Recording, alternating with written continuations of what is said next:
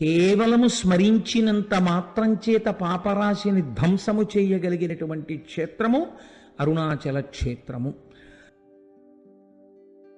అప్పుడు నాకు అర్థమైంది, ఎన్నున్నా అరుణాచల ప్రవేశానికి ఈశ్వర అనుగ్రహమే కారణం కావాలి అని.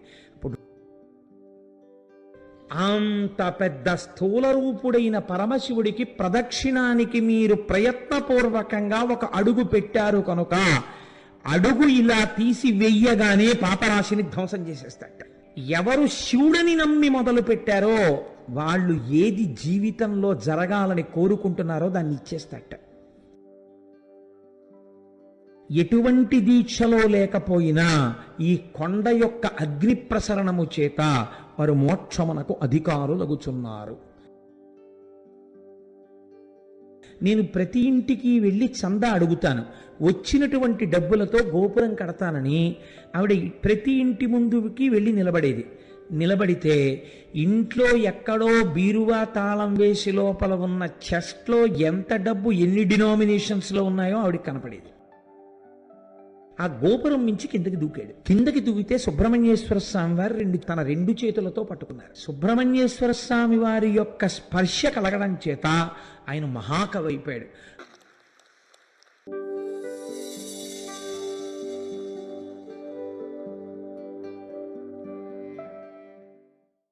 శివతత్వంలో ఒక మాట చెప్తారు, భోరంభాంశనలో నిలోంబర మహార్నాథో హిమాంసు పుమాన్ ఇత్యాభాతి చరాచరాత్మకమిదం యస్యైవ మూర్త్యష్టకం నాణ్యత్కించన విద్యతే విమృశతాం యస్మాత్ పరస్మాత్ విభో తస్మై శ్రీ గురుమూర్తయే నమగిదం శ్రీ దక్షిణామూర్తయే అని శంకర భగవత్పాదులు దక్షిణామూర్తి స్తోత్రంలో అంతటా ఉన్నటువంటి పరమేశ్వర చైతన్యాన్ని గుర్తించలేనప్పుడు సాకారోపాసన శివుని దేనియందు చూడవచ్చు అన్న దాని గురించి చెప్పారు. అందులోనే ఈ అష్టమూర్తి తత్వాన్ని చెప్తారు. కంచిలో పృథివీలింగం, జంబుకేశ్వరంలో జలలింగం, అరుణాచలంలో అగ్నిలింగం, చిదంబరంలో ఆకాశలింగం, శ్రీకాళహస్తిలో వాయులింగం, కోణార్కలో సూర్యలింగం, సీతాగుండంలో చంద్రలింగం, కాఠ్మండూలో యజమానలింగం. ఈ 8 అష్టమూర్తులు. ఈ 8 కూడా ఈశ్వరుడే. కాబట్టి నీ కంటితో చూసి ఉపాసన చెయ్యడానికి యోగ్యమైనటువంటి పరమశివ స్వరూపములు. ఇందులో మీకు కంచిలో ఉండేటటువంటి పృథివీలింగం మీకు తెలుసు. ఆ పృథివీలింగం కాంచీపురంలో ఉంది. కాంచీపురంలో ఒక గొప్ప విచిత్రం ఉందండి. కంచిలో 1000 పైచిలకు శివాలయాలు ఉన్నాయి.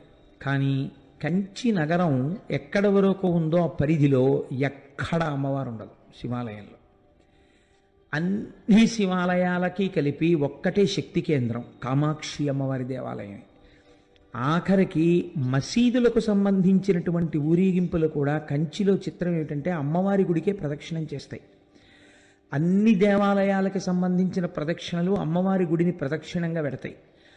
అంత పవిత్రమైనటువంటి క్షేత్రం కంచి. అసలు ఆ మాటకొస్తే దక్షిణ భారతదేశంలో ఉన్న ఏకైక మోక్షపురి కంచి. ఎందుకంటే అయోధ్య, మధుర, మాయా, కాశీ, కాంచీ, అవంతిక, పురి, ద్వారవతి చైవ సప్తైతే మోక్షదాయక. అందులో దక్షిణ భారతదేశంలో ఉన్నది కంచి ఒక్కటే. అక్కడ ఉన్నది పృథివీలింగం. అందుకే మల్లె నూనెతో అభిషేకం, అక్కడ నీటితో చెయ్యరు.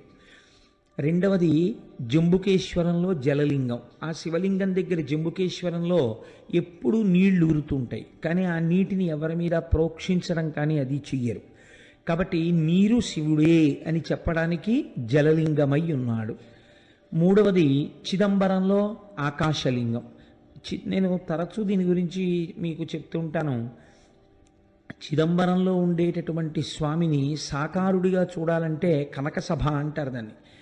అక్కడ నటరాజస్వామిగా చూడాలి. ఒకచో ఒక గమ్మత్తైన విషయం చెప్తారు. నటరాజస్వామి వారికి కాళికాదేవికి పోటీ జరిగింది. ఇద్దరిలో ఎవరు ఎక్కువ తాండవము చేయగలరు అంటే, స్త్రీ చేస్తే తాండవము అనరు, లాస్యము అంటారు. ఎవరు చేయగలరు దీన్ని? నాకు తెలిసినంత వరకు విశాఖపట్నంలో సంపత్ కుమార్ బృందం అని ఒకటి ఉండేది. మహానుభావుడు ఆంధ్రజాలరీ చేస్తుండేవారు. నేను ఆ రోజుల్లో విశాఖపట్నంలో ఉద్యోగం చేసేవాడిని. ఇంటికి వచ్చేస్తూ సాంబమూర్తి కళామందిరంలో కూర్చుంటే నిజంగా ఆయన ఆ జాలరీ వేషంలో ఆ పడవ ఆ సముద్రంలో తెడ్డు వేస్తూ వెడుతున్న దృశ్యాన్ని చేసేవారు. అద్భుతం మహానుభావుడు. ఉమాసంపత్ అని ఆయన భార్య గారు ఉండేవారు. వాళ్ళిద్దరూ ఇది చేస్తుండేవారు. ఈ తాండవము, లాస్యము ప్రదోష వేళలో నిజంగా కైలాస పర్వతం మీద ఉన్నట్టు ఉండేది. అది చేసినప్పుడు శంకరుడు ఎలా నర్తిస్తే కాళిక అలా నర్తించింది. అసలు ఇద్దరిలో ఎవరు నటరాజని పిలవాలి అన్న విషయం తేలలేదు. ఈ స్థితికి వెళ్ళిపోయిన స్థితిలో శంకరుడు ఏం చేశాడంటే ఇంకా అక్కడే పళ్ళెంలో ఉన్న కుంకుమనందు తన బొటనవేలిని ముంచి ఎత్తి కాళికాదేవి యొక్క లలాటమునందు బొట్టు పెట్టాడు అని ఒకచో నేను చదివిన విషయం మీకు ప్రస్తావన చేస్తున్నాను. కానీ స్త్రీ పురుషుడి ముందు అంత పైకి కాలెత్తి లలాటమును తాకదు కనుక సిగ్గుపడి కాళికాదేవి నిలబడిపోయింది. ఇప్పుడు నటరాజమూర్తిగా శంకరుడికి అభిషేకం చేశారు. నటరాజమూర్తి అంటే దాని స్థితి వేరు. అసలు సృష్టి స్థితి ప్రళయకర్తగా శివుడు ఉంటే దాన్ని నటరాజస్వామి అంటారు. ప్రతి కదలిక ఆయనదై ఉంటుంది. అటువంటి నటరాజస్వామిగా కనక సభలో ఉంటాడు. అదే స్వామి ఆకాశలింగంగా అంతరాలయంలో ఉంటాడు. ఆకాశలింగం అంటే మీరు చిదంబరం వెడితే మీ దగ్గర మారేడు దళాలతో ఉన్నటువంటి మాలలు తీసుకుంటారు, తీసుకెళ్ళి ఓ గోడ మీద వేస్తారు. వేస్తే పాపం కొంచెం తెలియని వాళ్ళు ఏం చేస్తారంటే శివలింగం ఎక్కడండి, శివలింగం ఎక్కడండి అని ఇలా ఇలా చూస్తూ ఉంటారు. చూస్తుంటే ఆఖరికి వాళ్ళు ఇంకా పదండి అయిపోయింది పూజ అంటారు. అయిపోయింది పూజ అంటే అసలు శివలింగమే కనపడలేదు. ఇంత దూరం వచ్చిన వాళ్ళు బెంగెట్టుకుని అసలు శివలింగం ఏదండి అంటారు. అంటే వాళ్ళు ఇదే శివలింగం అని గోడ చూపిస్తారు. ఇదేమిటి ఇది శివలింగం ఏమిటి అనుకుని వెళ్ళిపోతే అక్కడ ఉన్న వాళ్ళు అంటారు అర్థం కాకపోతే అది చిదంబర రహస్యం అండి అంటారు. చిదంబర రహస్యం అంటే ఏమిటంటే ఆకాశము అంటే అంతటా వ్యాప్తి చెందినది. అంతటా ఉన్న శివుణ్ణి ఎక్కడున్నాడని మళ్ళీ ప్రత్యేకం మీరు చూపిస్తారు. అందుకని అక్కడ ఏం ఉండదు, గోడ ఉంటుంది, దానికే పూజ అంతే. అంతటా ఉన్నాడు అది లోపల తెలుసుకుని పూజ చేయడం. కాబట్టి చిదంబరం ఆకాశలింగం, శ్రీకాళహస్తి వాయులింగం. మీకు తెలుసు అక్కడ రెండు జ్యోతులు వెలుగుతుంటాయి ఎప్పుడు. మనకి సైన్స్లో ఏమిటంటే ఆక్సిజన్ లేకపోతే దీపం నిధనం అయిపోతుంది అని. అందుకని విదేశీయులకి ఎంతసేపు కూడా మనకి ఉన్నటువంటి ఆరాధనా విధానాన్ని వాళ్ళు హేతువుని చూడడానికి ప్రయత్నించేవారు. కాబట్టి విదేశీ పరిపాలనలో ఏం చేశారంటే శ్రీకాళహస్తిలోకి గాలి రాకుండా దేవాలయాన్ని మూసేశారు. ఆక్సిజన్ అయిపోతుంది కదా, అప్పుడు ఈ దీపాలు ఏమవుతాయో చూద్దామని. ఎన్ని రోజులైనా ఆ దీపాలు అలా వెలుగుతూనే ఉన్నాయి. గాలిలో ఆక్సిజన్ అయిపోయినట్టుగా అక్కడ ఉన్నటువంటి పరికరములు చూపిస్తున్నాయి, కానీ దీపాలు మాత్రం వెలుగుతున్నాయి. ఏ గాలి లేకపోయినా రెండు దీపాలు గాలి కొట్టుకుంటున్నట్టు ఇలా కొట్టుకుంటుంటాయి ఇప్పటికీ. అలా వాయురూపుడైనటువంటి పరమాత్మ శివుడే అని చూపించడం కోసమే శ్రీకాళహస్తిలో వాయులింగం. అందుకే ప్రాణము ఉన్నది, ప్రాణము పోయినది అంటే భవతి వీడున్నాడు అనడానికి ఏమిటి గుర్తు? ఊపిరి. ఆ ఊపిరి ఆగిపోయింది అనుకోండి, శవం వెళ్ళిపోయినాడు, అమంగళ స్వరూపం అయిపోయింది అంటున్నాం. అందుకే శ్రీకాళహస్తిలో శివలింగం పశ్చిమాన్ని తిరుగుతుంది. అక్కడ పశ్చిమాన్ని తిరిగితే గుర్తు ఏమిటంటే పశ్చిమం సూర్యాస్తమయం. శ్రీకాళహస్తి వెళ్ళి నమస్కారం చేసినటువంటి వాడికి ఆఖరి ఊపిరి నడుస్తుండగా ఈశ్వరుడే ఆ ఊపిరిని భగవత్ సంబంధమైన నామముగా మార్చి వీడు చిట్ట చివరి ఊపిరిలో ఈశ్వరనామం చెప్పాడు కాబట్టి వీడిని నా పాదాల దగ్గర పెట్టుకుంటున్నానని తాను తీసుకుంటాడు. కాబట్టి పశ్చిమానికి తిరిగి శ్రీకాళహస్తిలో ఉంటాడు. అంతర్లీనముగా అది మనకి జరిగే ప్రయోజనం అది వాయులింగం. కాబట్టి కంచియందు పృథివీలింగం, జంబుకేశ్వరంలో జలలింగం, చిదంబరంలో ఆకాశలింగం, శ్రీకాళహస్తిలో వాయులింగం. పంచభూత లింగాలుగా చూడండి. పోనందాక తిరువణ్ణామలై అంటే అరుణాచలానికి వస్తే అగ్నిలింగం. ఇప్పుడు మీరు ఒక్క విషయాన్ని గమనించండి. పృథివీలింగం అంటే మీకు తెలుస్తోంది పృథివీ, జలలింగం అంటే తెలుస్తోంది నీరు, ఆకాశలింగం అంటే తెలుస్తోంది ఏమీ లేకుండా అంతటా పరమాత్మ ఉన్న స్థితి. అలాగే మీకు వాయులింగం తెలుస్తోంది దీపముల కదలిక చేత. అప్పుడు అగ్నిలింగం అన్న దగ్గర ఏది ఉండాలి? అగ్నిహోత్రం ఉండాలి కదండి. మీరు అరుణాచలంలో శివలింగం దగ్గరికి వెళ్ళి దర్శనం చేసుకున్నారనుకోండి, ఏ ప్రశ్న వెయ్యాలి గురువుని శిష్యులు? అయా కంచి వెడితే పృథ్వీలింగం ఉందండి, మిగిలిన చోట్ల భూతములు తెలుస్తున్నాయి, మరి ఇక్కడ కూడా అగ్నిహోత్రం ఉండాలి కదండి, ఇక్కడ అగ్నిహోత్రం లేదు కదా, మరి ఇది అగ్నిలింగం అని ఎలా పిలుస్తారు అని అడగాలి కదా. ఇక్కడ రాశీభూతమైన జ్ఞానాగ్ని, అది జ్ఞానాగ్నియే. అందుకే స్కాంద పురాణం అంది జీవి యొక్క ప్రయాణాన్ని, మనుష్య ప్రయాణం అనకండి, జీవుడు లోపల ఉన్న జీవుడు ఎన్ని దేశముల నుండి నే వచ్చినానో, నిన్న విన్నారు కదా, ఇదేంటి, ఎందరో రోతల్లులెందరో తండ్రులెందరో తనవారులెందరో సుతులు, ఎంతమంది అయ్యారో ఇప్పటికీ. కాబట్టి ఈ జీవయాత్ర వెళ్ళిపోతూనే ఉంది. ఏ దేశమున నుండి ఇచటకు వచ్చి తినో, ఏ అమెరికాలో పుట్టామో భోగదేశాల్లో, అదృష్టం కొద్దీ ఇప్పుడు కర్మభూమిలోకి వచ్చాము, పుణ్యభూమిలోకి. ఎక్కడి నుంచి ఇక్కడికి వచ్చానో, మళ్ళీ ఇచట నుండి నే పోదు ఏ దేశమునకు, మళ్ళీ ఎక్కడికి పోతాము. కాబట్టి జీవకోటి యాత్రలో ఒక అడ్డంగా గీత పెడతారట. ఏమా గీత అంటే, అరుణాచల ప్రవేశమునకు పూర్వము, అరుణాచల ప్రవేశము తదనంతరము. అరుణాచలేశ్వరుడు దర్శనం పెట్టరు, మీరు జాగ్రత్తగా గుర్తుపెట్టుకోండి. అరుణాచల ప్రవేశమునకు పూర్వము, అసలు అరుణాచలంలోకి ప్రవేశించాడా ఇది చూస్తారు. రెండవది అరుణాచల ప్రవేశమునకు తరువాత, అరుణాచలంలో ఒకసారి ప్రవేశిస్తే ఆ జీవి యొక్క జీవితం ఇంకొకలా ఉంటుంది, అక్కడి నుంచి గీత కొట్టి ఇంకోలా చూస్తారు. కాబట్టి అందరూ అరుణాచలంలోకి ప్రవేశించలేరు, ఇది ఒక సిద్ధాంతం ఉంది. అయితే నాకు దీని గురించి కించిత్ అనుమానం ఉండేది. ఇది ఎప్పుడో ఉంటుంది కదా, ఇప్పుడు రైళ్ళు వచ్చేసాయి, బస్సులు వచ్చేసాయి, అనేకం వచ్చేసాయి, ఇప్పుడు కూడా అలా ప్రతిబంధకాలు ఉంటాయా అని నాకు అనుమానం ఉండేది. నేను మొట్టమొదటిసారి అరుణాచలం వెళ్ళినప్పుడు, ఈ సభలో ఎవరైనా ఉన్నారో లేరో నాతో వచ్చిన వాళ్ళు, శంకరం గారు ఉన్నారేంటే, మీరు సాక్ష్యం అయితే, నాకు ఈ అనుమానం ఉండేది. చిత్రం ఏమిటంటే, మేము చెన్నై నుంచి అరుణాచలం వెడుతుంటే వ్యాన్ బరస్ట్ అయిపోయింది. బరస్ట్ అయిపోతే దిగిపోయి కూర్చున్నాం. వాడు వెళ్ళి టైర్లు తెచ్చి మళ్ళీ టైర్లు మార్చాడు. మళ్ళీ కొంచెం దూరం వెళ్ళింది, మళ్ళీ బరస్ట్ అయిపోయింది.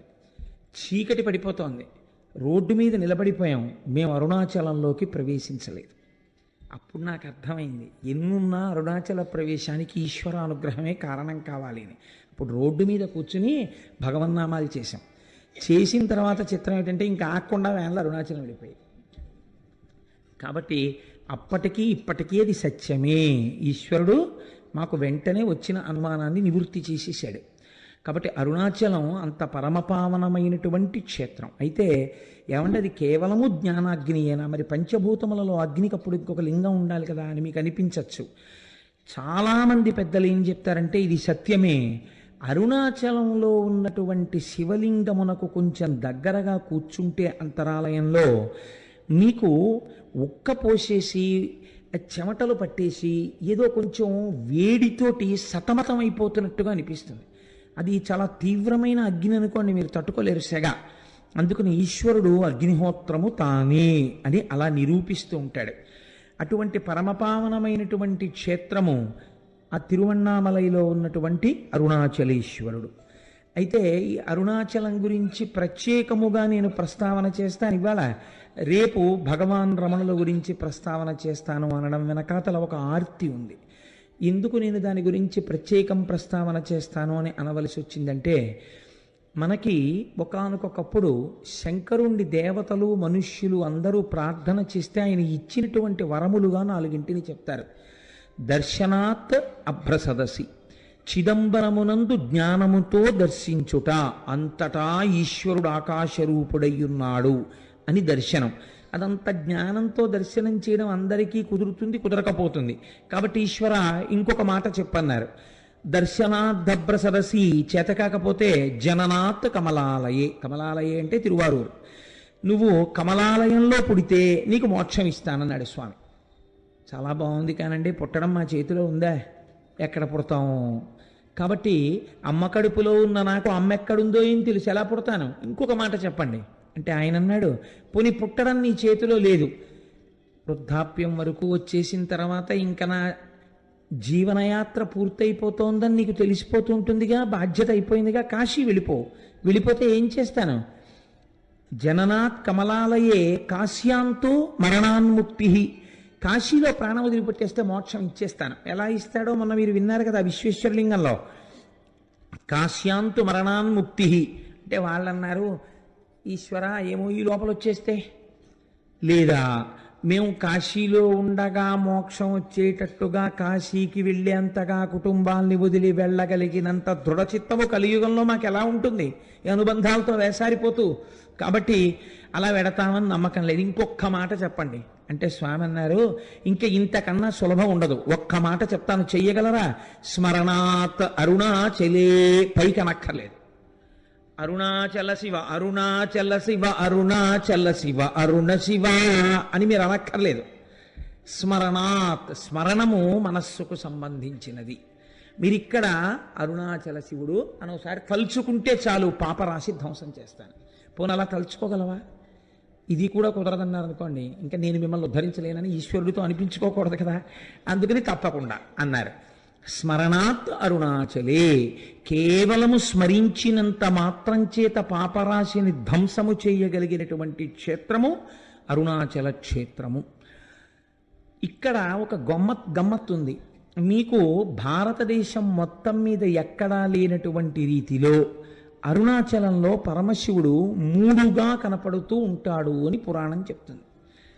మూడుగా, ఇందులో అరుణాచలం వెళ్ళిన వాళ్ళు చాలామంది ఉన్నారని నేను అనుకుంటున్నాను. నాకు తెలియడం కోసం, సంతోషించడం కోసం, అరుణాచలం వెళ్ళిన వాళ్ళు ఎంతమంది ఉన్నారో ఒక్కసారి చెయ్యెత్తండి సభలో. ఓ చాలామంది ఉన్నారండి వెళ్ళవలసిన వాళ్ళు, చాలా సంతోషం. ఈ మాట ఎప్పుడైనా ఈశ్వరుడు మనందరినీ కలిపి తీసుకెళ్ళుగాక అని సంకల్పం చేద్దాం. స్మరణాత్ అరుణాచలి, ఆ అరుణాచలం దాని గురించి శాస్త్రం ఒక మాట చెప్తుంది. అరుణాచల క్షేత్రమునందు శివుడు మూడుగా కనపడుతూ ఉంటాడు. అరుణాచలంలో ఒక పెద్ద పర్వతం ఉంది, దాని పేరే అరుణాచలము. అంటే అచలము అని కదండి, అచలం అంటే కొండ. ఒక పెద్ద కొండ ఉంది, దానికి ప్రదక్షిణం చేయాలంటే 14 కిలోమీటర్లు నడవాల్సి ఉంటుంది. ఆ కొండ శివుడే, కొండయే శివుడు అక్కడ.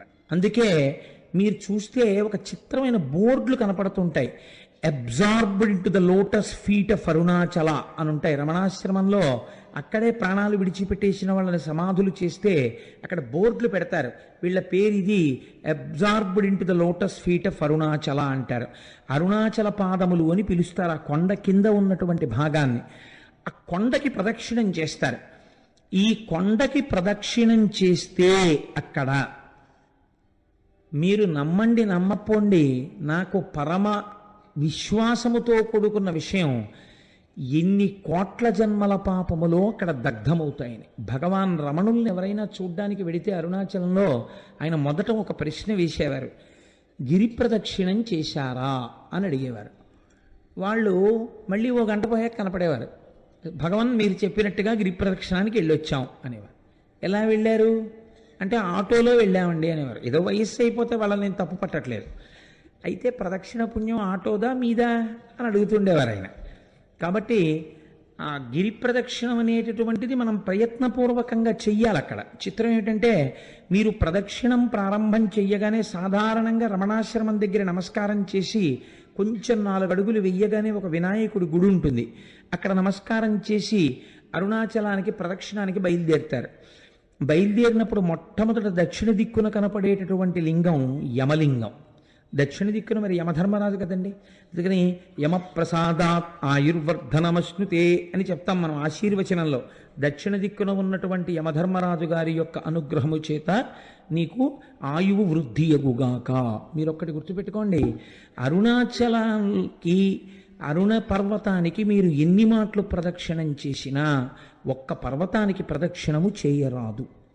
అరుణాచలం పర్వతం చుట్టూ ఉన్న అన్ని ఆలయములను దర్శనము చేస్తూనే ప్రదక్షిణం చెయ్యాలి తప్ప వాటిని విడిచిపెట్టి ప్రదక్షిణం చెయ్యకూడదు. అలా ఎందుకు చెయ్యకూడదో నేను ఈ మధ్య ఉపన్యాసంలో ఒక రోజున చెప్పాను, చర్విత చరణంగా మళ్ళీ చెప్పవలసిన అవసరం లేదు. అయితే ఈ దక్షిణ దిక్కున ఉన్నటువంటి యమలింగానికి అరుణాచలంలో ఒక ప్రత్యేకత ఉన్నది అంటారు. ఏమా ప్రత్యేకత అంటే, ఎముకలు విరిగిపోయినటువంటి వాళ్ళు, ఎముకలు అరిగి బాధపడుతున్న వాళ్ళు అరుణాచలంలో యమలింగ దర్శనం చేస్తే ఆ ఎముకలు చాలా తొందరగా అంటుకుంటాయి.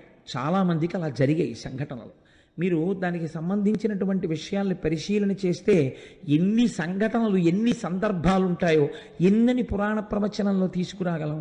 ఎంతమందికో అలా అంటుకున్న ఎముకలు. కాబట్టి యమలింగమునకు అటువంటి శక్తి ఉన్నది.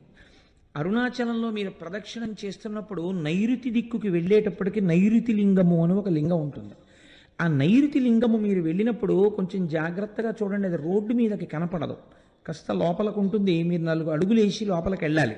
వెడితే ఆ నైరుతి లింగం గురించి పెద్దలు ఏం చెప్తారంటే, మనస్సు చాలా తొందరగా నిలకడని పొందగలిగినటువంటి పరమశక్తివంతమైన ప్రదేశము నైరుతి లింగము అని చెప్తారు. నైరుతి లింగం దగ్గర కూర్చుని కాసేపు ధ్యానం చేసుకోవడం, నైరుతి లింగం దగ్గర కూర్చుని ఒక శ్లోకమో, ఒక పద్యమో, ఒక శివ సందర్భమో చెప్పుకోవాలి.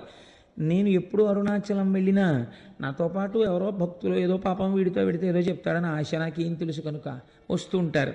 వస్తే తప్పకుండా నైరుతి లింగం దగ్గర కూర్చుని ఏదో ఒకటి చెప్పి బయలుదేరుతుంటాం. మొన్న వెళ్ళినప్పుడు కూడా మేము అలాగే చేసాం ప్రదక్షిణ. కాబట్టి ఆ నైరుతి లింగం దగ్గరే కావ్యకంఠ గణపతి ముని తపస్సు చేశారు. తపస్సు చేసినప్పుడు ఒక ఆశ్చర్యకరమైన సంఘటన జరిగింది. వారు తపస్సుకు కూర్చునే ముందు వారు ఒక నిర్ణయం తీసుకుని నైరుతి లింగానికి చెప్పారు, ఈశ్వర, నా తపస్సు సిద్ధించే వరకు నేను ఈ ప్రదేశమును విడిచిపెట్టి వెళ్ళను అని. ఒక చిన్న గదిలా ఉంటుంది ఆ లింగానికి ముందు. అందులో ఒక గుడ్డల మూట ఒకటి ఉండేది. ఆయన ఆ గదిలో కూర్చుని రాత్రి 11:30-12 వరకు తపస్సు చేసేవారు. చేసి ఒక్క గ్లాసుడు పాలు అక్కడ ఎవరైనా పెడితే ఆ పాలు తాగి పడుకునేవారు అక్కడే. మళ్ళీ తెల్లవారకట్ట లేచి ఆ బాహ్యాంతర శౌచమును సిద్ధింప చేసుకుని మళ్ళీ తపస్సు కూర్చునేవారు. కావ్యకంఠులు అలా తపస్సు చేస్తుండగా ఒక ఆశ్చర్యకరమైన సంఘటన జరిగింది. అరుణాచలేశ్వరుడి యొక్క రథం అరుణగిరికి ప్రదక్షిణంగా వెడుతోంది, దేవాలయానికి ప్రదక్షిణంగా వెడుతోంది. వెడుతున్నప్పుడు ఒక అన్న సంతర్పణ చేసేటటువంటి ఒక సత్రవుకి, ఒక వేద పాఠశాలకి మధ్యలో పరమ నునుపైన నేల మీద ఆ రథం ఆగిపోయింది. అలా 9 రోజులు వెళ్ళాలి ఆ రథం. అది 6వ రోజున ఆగిపోయింది. ఆగిపోతే రాత్రి 12 గంటల వరకు తోశారు. తిరువణ్ణామలైలో ఉన్న జనాభా అందరూ పట్టుకులాగారు రథాన్ని. అంగుళం కూడా రథం కదలలేదు. ఏం చెయ్యాలో అర్థం కాలేదు. లాగి లాగి లాగి లాగి అర్చకులు కూడా విసిగిపోయి ఎన్ని క్షమార్పణలు చెప్పాలో అన్ని చెప్పారు. కదల్లా రథం. రథం మీద మూర్తులను అలాగే వదిలిపెట్టేసి ఒక 10 మందిని కాపలా పెట్టి, రేపటి రోజు ఉదయం వచ్చి మళ్ళీ రథం లాగుతాం స్వామి, మమ్మల్ని మన్నించు అని చెప్పి ఎవరిళ్ళకి వాళ్ళు వెళ్ళిపోయారు అర్చకులు కూడా. ఇది యథార్థముగా కావ్యకంఠ గణపతి ముని అంటే ఈ మధ్య వారి జీవితంలో జరిగిన సంఘటన. రాత్రి 12 గంటలకి కావ్యకంఠ గణపతి ముని పడుకున్నారు. పడుకుంటే అరుణాచలేశ్వరుడికి అర్చకత్వం చేసే ప్రధాన అర్చకుడు ఆయనకి స్వప్నంలో దర్శనమిచ్చాడు. ఇచ్చి, ఈశ్వరాజ్ఞ చేత రథం ఆగిపోయింది, ఈశ్వరుడు ఏం కోరుకుంటున్నాడంటే మీ యొక్క తపస్సుని లోకమునకు తెలియచెయ్యాలనుకుంటున్నాడు, మీ వాక్కు యొక్క ప్రామాణ్యము తెలియచెయ్యాలనుకుంటున్నాడు. అది అసలు రహస్యం. కనుక మీరు వచ్చి చెయ్యేస్తే తప్ప అరుణాచలేశ్వరుడి రథము నడవదు. కాబట్టి ఉత్తర క్షణం మీరు గుడి విడిచిపెట్టి రండి అని వినపడింది. వినపడితే ఆయన గభాలను లేచి, ఇది స్వప్నంలా అనిపించట్లేదు, యథార్థంగా జరిగినట్టుందని చూస్తే చిమ్మ చీకటి. ఏం చెయ్యాలి అని ఆలోచించి ఇది నిజమేనా అని ఆయన ఆలోచిస్తున్నారు. 2 చెవులలోకి మాటలు వినపడ్డాయి, ఇది యథార్థము, నువ్వు వెంటనే బయలుదేరి రథం దగ్గరికి వెళ్ళు అని. ఆయన వెంటనే గుడి తలుపులు వెయ్యడం కూడా మరిచిపోయి, రాత్రిళ్ళు తలుపులు వేస్తారు కానీ మీకు శివలింగ దర్శనం అవుతూ ఉంటుంది అరుణాచలంలో, తలుపులు దగ్గరకి వేసి ఆయన గబగబా ఆ తేరు ఆగిపోయిన ప్రదేశానికి వెళ్ళారు. వెడితే రథం అక్కడ నిలబడిపోయింది, చుట్టూ 10 మంది ఉన్నారు. వెంటనే ఈయన స్వామికి సాష్టాంగ నమస్కారం చేసి, ఈశ్వరా, మీరు నన్ను అనుగ్రహించారు, కానీ ఇప్పుడు 10 మంది కాపలాదారులు మాత్రమే ఉన్నారు. ఇప్పుడు ఒకవేళ రథం కదిలినా ఆలయం లోపలికి వెళ్ళడం కష్టం. రేపు తెల్లవారుజామున నేను వచ్చి రథాన్ని మీద చెయ్యి వేస్తాను, కదిపేది మీరే, నా శక్తి కాదు, నన్ను అనుగ్రహిస్తారు అని చెప్పి మళ్ళీ వెళ్ళిపోయారు గుడికి. పడుకున్నారు. రోజు తెల్లవారకట్ట 4ంటికి తెలివచ్చేది. ఆయనకు ఆ రోజున మరునాడు ఉదయం 9 గంటలకి తెలివచ్చింది. అప్పటికి తెల్లవారకట్ట వచ్చేసి అక్కడ ఉన్న వాళ్ళందరూ ఈ రథాన్ని లాగేటటువంటి ప్రయత్నం చేస్తున్నారు, కదలటం లేదు. 12 అయ్యేటప్పటికి ఎట్టి పరిస్థితులలోనూ గుడి లోపలికి వెళ్ళిపోయి మహానైవేద్యమై మళ్ళీ మరునాటి పరిక్రమణం మొదలైపోవాలి. అలా వెళ్ళకపోతే భారీ ఎత్తున ప్రాయశ్చిత్తాలు చెయ్యాలి. ఆలయంలో ఉన్నటువంటి అధికారుల నుంచి అర్చకుల వరకు గడగడ వణికిపోతున్నారు. ఇలా వణికిపోతున్న సమయంలో గబగబా సంధ్యావందనాదులు పూర్తి చేసుకుని కావ్యకంఠ గణపతి ముని తనకున్న బట్టల మూట ఒకటి పట్టుకుని వెళ్ళి వేద పాఠశాలలో దాన్ని అప్పజెప్పి ఆ రథం దగ్గరికి వెళ్ళి, అయ్యా నాకు చోటివ్వండి, ఈశ్వరుడు పిలిస్తే వచ్చాను అనేటప్పటికి అందరూ ఆయనకి చోటు ఇచ్చారు. ఆయన 2 మోకుల మధ్యలోకి వెళ్ళి సాష్టాంగ నమస్కారం చేసి, అరుణాచలేశ్వర నువ్వు పిలిస్తే నేను వచ్చాను, నువ్వు చెప్పిన మాట నిలబెట్టు అని కుడి చెయ్యి వేసి, ఇలా ఉంటారు కావ్యకంఠ గణపతి ముని, కుడి చెయ్యి వేసి ఇలా అన్నారు. అంతే. చాలామంది కలిపి తేలిక వాహనాన్ని లాగేస్తే ఒక్కసారి ఎలా దూకుతుందో, అలవాట్లేనివాడు ఫస్ట్ గేర్ వేసేసి యాక్సిలేటర్ వదిలేస్తే బండి ఎలా దూకుతుందో అలా ఒక దూకింది అరుణాచలం రథం. దూకి గుళ్ళోకి వెళ్ళిపోయింది. వెంటనే ఎవరు రాయి బక్కబాపడు, ఎవరింతటి మహాత్ముడు, ఈయన్ని ఎలాగైనా పట్టుకోవాలనుకుని చూశారు. చిత్రం ఏమిటంటే మహాత్ములైనటువంటి వారు గుర్తింపుల కోసం వెంపర్లాడరు. వాళ్ళు చూసేటప్పటికే సందులు గొంతుల్లో పడైన వెళ్ళిపోయారు. ఎవ్వరికీ కనపడలేదు. అరుణాచలేశ్వరుడు కావ్యకంఠ గణపతి ముని యొక్క తపస్సుకి తొందరగా పలికినటువంటి ప్రదేశం నైరుతిలింగ స్థానం. కాబట్టి ఆ నైరుతిలింగం దగ్గరికి వెళ్ళినప్పుడు మనం ప్రత్యేకించి అరుణాచలేశ్వర నీ అనుగ్రహాన్ని మా యందు ప్రసరించు అని మనం చక్కగా అక్కడ నమస్కారం చేసుకోవాలి. అరుణగిరికి తప్పకుండా ప్రదక్షిణం చెయ్యండి అని అనడం వెనకాతల ఒక కారణం ఉంది. మీరు వెళ్ళేటప్పుడు అన్ని దిక్కుల యందు మీకు ఆలయాలు కనపడతాయి. చంద్రలింగం, సూర్యలింగం, ఉత్తరాన కుబేరలింగం, ఈశాన్యంలో లింగం, ఆగ్నేయంలో లింగం, అన్ని శివాలయాలు ఉంటాయి. ఉత్తరలింగాన్ని కుబేరలింగం అని పిలుస్తారు. ఉత్తరలింగం దగ్గరికి వెళ్ళి మీరు ప్రార్థన చేశారనుకోండి, ఐశ్వర్య సంపత్తి కలుగుతుంది. మీరు చూడండి, సాధారణంగా మనకి ఆశీర్వచనం చేస్తారు. మీరు ఏదైనా ఒక పెద్ద పూజ కానీ, ఇష్టి కానీ, వ్రతం కానీ పూర్తి చేశారనుకోండి, ఆశీర్వచనం చేసేటప్పుడు ఒక మాట చెప్తారు. ఏదో నైరుతి దిగ్భాగే వరుణో దేవత వరుణ ప్రసాదాత్ పుత్రపౌత్రాభివర్ధనమశ్నుతే. ఆ నైరుతి దిక్కున ఉన్నటువంటి ఏదో పశ్చిమ దిగ్భాగే, పశ్చిమ దిక్కున ఉన్నవాడు వరుణుడు, ఆ వరుణుని యొక్క అనుగ్రహము చేత ఈయనకి పుత్రపౌత్రాభివృద్ధి కలుగుగాక అని. అలాగే మనకి మహన్యాసం చేసేటప్పుడు మనం ఇలా వెనక్కి తిరిగో నమస్కారం, ఇలా ఓ నమస్కారం, ఇలా ఓ నమస్కారం, ఇలా ఓ నమస్కారం అర్చక స్వామి చేస్తుంటారు. ఆయన్ని చూస్తూ ఆయన ఎడి తిరుగుతున్నాడు, అలా మనం ఇలా ఇలా ఇలా తిరుగుతూ ఉంటాం తప్ప మంత్రంతో సమన్వయం మనకి జరగదు లోపల. ఎందుకంటే మనకి సరిగ్గా అర్థం కాదు, అలా అర్థమయ్యేటట్టు చెప్పేవాళ్ళు లేరు. కాబట్టి ఏమైపోతుందంటే ఉట్టినే పాపం అలా అలా తిరుగుతుంటాడు, ఆయన భక్తి అయింది. కానీ మీకు తెలియకుండానే మీరు అరుణగిరికి ప్రదక్షిణం చేసేటప్పుడు అన్ని దిక్కుల నుండి మీరు ఏం కోరుకుంటున్నారో అవి ఇయ్యగలిగినటువంటి దిక్పాలకులకు శాసకుడై ఉన్నటువంటి పరమశివుని యొక్క దర్శనం మీకు అన్ని దిక్కులా కలుగుతుంది. కలగడం వల్ల ఇహమునందు మీకు సమస్త సమృద్ధి కటాక్షింపబడుతుంది. కాబట్టి అరుణాచల లింగానికి, అరుణాచలేశ్వరుడికి, ఆ కొండకి ప్రదక్షిణం చెయ్యడంలో అంత విశేషమైన ప్రాముఖ్యం. కొన్ని చెప్పకపోతే నాకు కడుపుబ్బ తీరదు, అదొక విర్రి నాకు. కాబట్టి చెప్తాను, ఇది కూడా చెప్పాలా అని అనుకోకండి. మనం పశ్చిమ దిక్కుకు వెళ్ళినప్పుడు ఆది అన్నామలై అని ఒక క్షేత్రం ఉంటుంది, ఒక దేవాలయం, శివాలయం ఉంది. ఆ ఆది అన్నామలై క్షేత్రం దేవాలయం దగ్గరికి వెళ్ళేటప్పటికే ఈసారి మేము కనుమ పండుగ నాడు వెళ్ళాం. చక్కగా పెద్ద పెద్ద ముగ్గులేసి గొబ్బిళ్ళు పెట్టి గుమ్మిడి పూలు పెట్టారు. పెడితే మా వాళ్ళు వచ్చిన భక్తుల్లో కొంతమందికి మంచి మంచి పాటలు వచ్చు, గొబ్బిళ్ళ పాటలు. ఆ గొబ్బిళ్ళ పాటలు పాడుతుంటే మాతో వచ్చిన వాళ్ళందరూ ఆ గొబ్బిళ్ళకి చక్కగా నాట్యం చేస్తూ కన్నెపిల్లలకి మంచి భర్తలు రావాలని ప్రదక్షిణాలు చేయించి పాటలు పాడించి ఎంత ముచ్చట్లాడామో, ఎంత సంతోషం పడ్డామో శివుడి సన్నిధానంలో పండగ చేసుకుంటూ. అసలు కనుమ అంటే మీరు అరుణాచలంలో చూడాలి. పశువుకి పూజ కదండి. పశు రూపంలో నిలబడిన వాడెవరు? నందీశ్వరుడు. మీరు చూసి తీరాలి. మొన్న కనుమ పండుగ నాడు నాతో వచ్చిన వాళ్ళందరూ ఇక్కడే ఉన్నారు.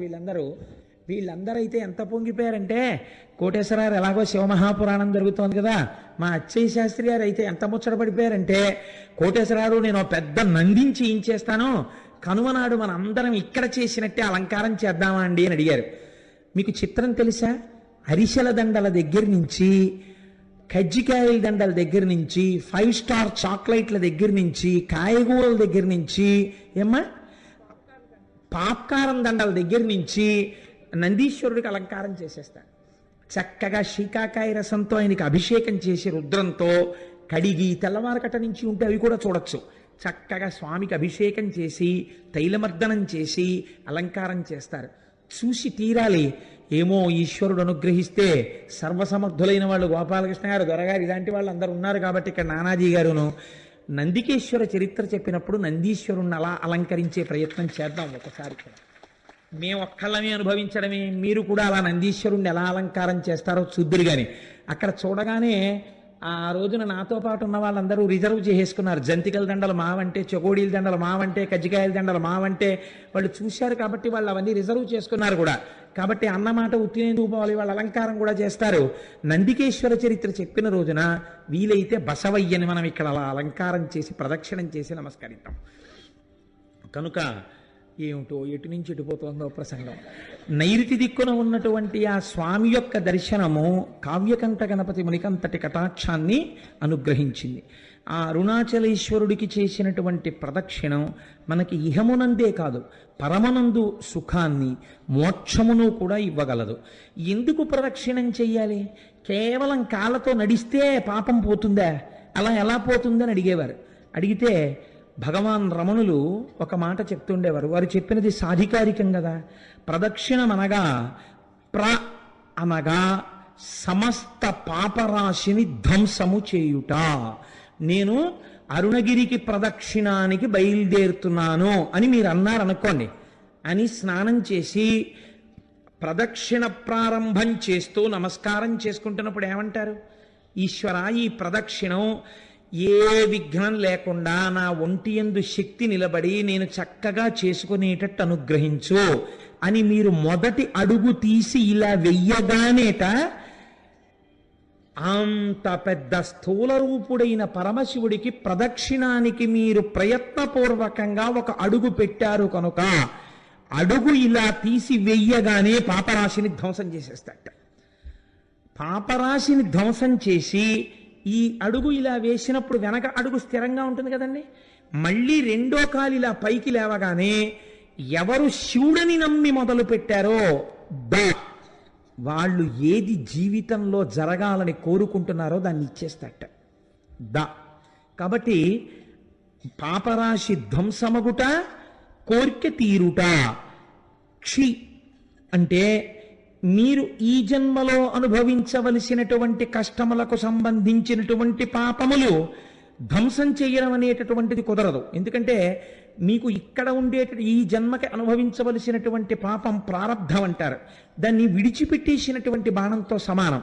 కాబట్టి మీకు ఇప్పటికి ఏర్పడిపోయి ఉన్నటువంటి ఆగామి ఫలితం ఏదుందో దాన్నంతటినీ ధ్వంసం చేసి రాబో జన్మలకి కూడా ఏర్పడవలసినటువంటిది ఈ జన్మలో బ్రహ్మగారి రాత చేత ఏర్పడబోతున్న దాన్ని కూడా ధ్వంసం చేస్తారట. అంటే ఇంకా అలా చేయడం వల్ల అరుణగిరికి ప్రదక్షిణం చేసినటువంటి వాడికి పాపము పుణ్యము ఉండదు కనుక వాడు మోక్షమునకు అధికారి అగుచున్నాడు.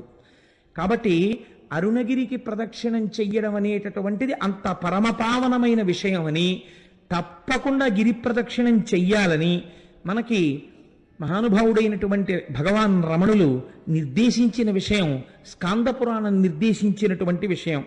ఇది చిత్రం ఒకటి ఉంది. అరుణాచలంలో 3 యోజనముల దూరము వరకు ఏ విధమైనటువంటి దీక్షకి సంబంధించిన నియమములు లేవు. మీకు శ్రద్ధ అని ఒక వాక్యం ఉంటుంది పురాణంలో. పురాణమే కాదు, మీరు శృతి యందు కూడా శ్రద్ధ అని ఒక మాట వాడతారు. శ్రద్ధ అంటే ఏమిటో తెలుసా అండి? మీకు ఇక్కడ నీవు ఇలా ఉండవచ్చు అన్నప్పుడు నమ్మి మీరు అలా ఉండాలి అని శాస్త్రం అంటుంది. మీరు ఇలా ఉండు అని చెప్పినప్పుడు నేను అలా ఉండను అని మీరు అన్నారనుకోండి, మీ అంత మీరుగా కొన్ని సిద్ధాంతాలని తీశారనుకోండి, అది ఆ క్షేత్రము యొక్క ప్రమాణమును అవమానించుట, చెయ్యకూడదు.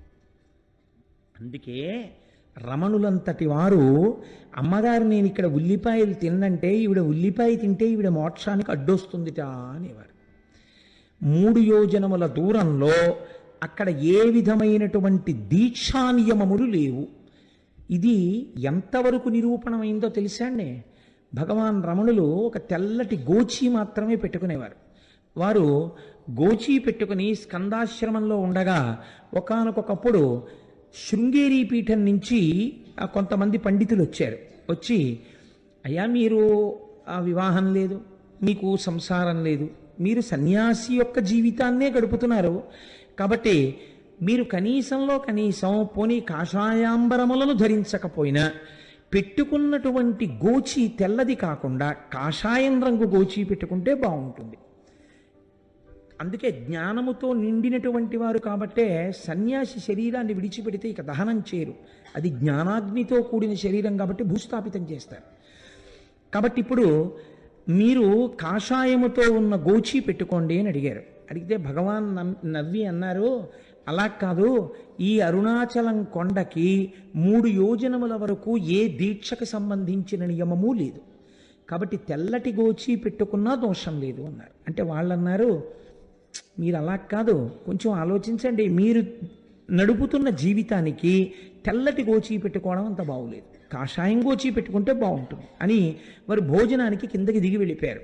ఎక్కడ నుంచి వచ్చాడో ఒక పరమ వృద్ధుడు ఒక ఆయన ఒక పుస్తకాల మూట మోసుకొచ్చాడు, రమణుల దగ్గర పెట్టాడు.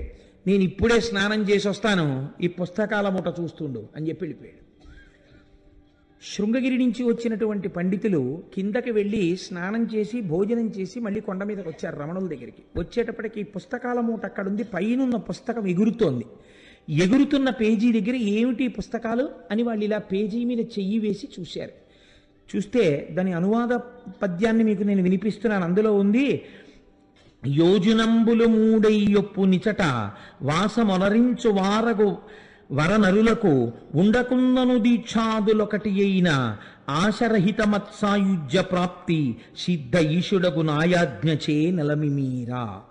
ఇది ఈశ్వరాజ్ఞ. ఇక్కడ దీక్షా నియమములు ఏమీ లేవు. ఇక్కడ కొండకి 3 యోజనముల పరిధిలో ఎటువంటి దీక్షలో లేకపోయినా ఈ కొండ యొక్క అగ్ని ప్రసరణము చేత వారు మోక్షమునకు అధికారులగుచున్నారు. కాబట్టి వాళ్ళది చూసి తెల్లబోయి, ఇప్పటికిప్పుడు ఈ పుస్తకం ఎక్కడి నుంచి వచ్చిందంటే రమణులు అన్నారు, ఏమో ఎవరో వృద్ధులు తెచ్చి అక్కడ పెట్టారు, వారు మీలాగే స్నానం చేసి వస్తానని వెళ్ళారన్నారు. ఆ వృద్ధుడు తిరిగి రాలేదు. కానీ ఈ పద్యాన్ని చూసినటువంటి పెద్దలు మాత్రం రమణులు తెల్లటి గోచి పెట్టుకోవడం వెనకాతల పరమసత్యం ఉంది అని తిరిగి వెళ్ళిపోయారు. అలా నిరూపించినటువంటిది ఆ అరుణగిరికి ఉన్నటువంటి గొప్పతనాన్ని నిరూపించిన సంఘటన అక్కడ జరిగింది. మీరు అరుణాచల క్షేత్రంలో స్వామి దర్శనానికి వెడితే సాధారణంగా తూర్పు గోపురంలోంచి ప్రవేశిస్తాం. తూర్పు గోపురాన్ని శ్రీకృష్ణదేవరాయలు నిర్మాణం చేశారు. మనకి ఎక్కడికి వెళ్ళండి శ్రీకృష్ణదేవరాయల యొక్క ప్రమేయం లేనటువంటి క్షేత్రం ఉండదు. మీరు తెలిసి కానీ తెలియక కానీ వెడితే, మనకి నేను మొన్న గుంటూరు ప్రసంగాలకు వెళ్ళినప్పుడు వారు నన్ను ఒక క్షేత్రానికి తీసుకెళ్లారు. అది గుడికి అన్ని మూలలా సుబ్రహ్మణ్యుడు ఉన్నాడు. నేను చాలా ఆశ్చర్యపోయాను.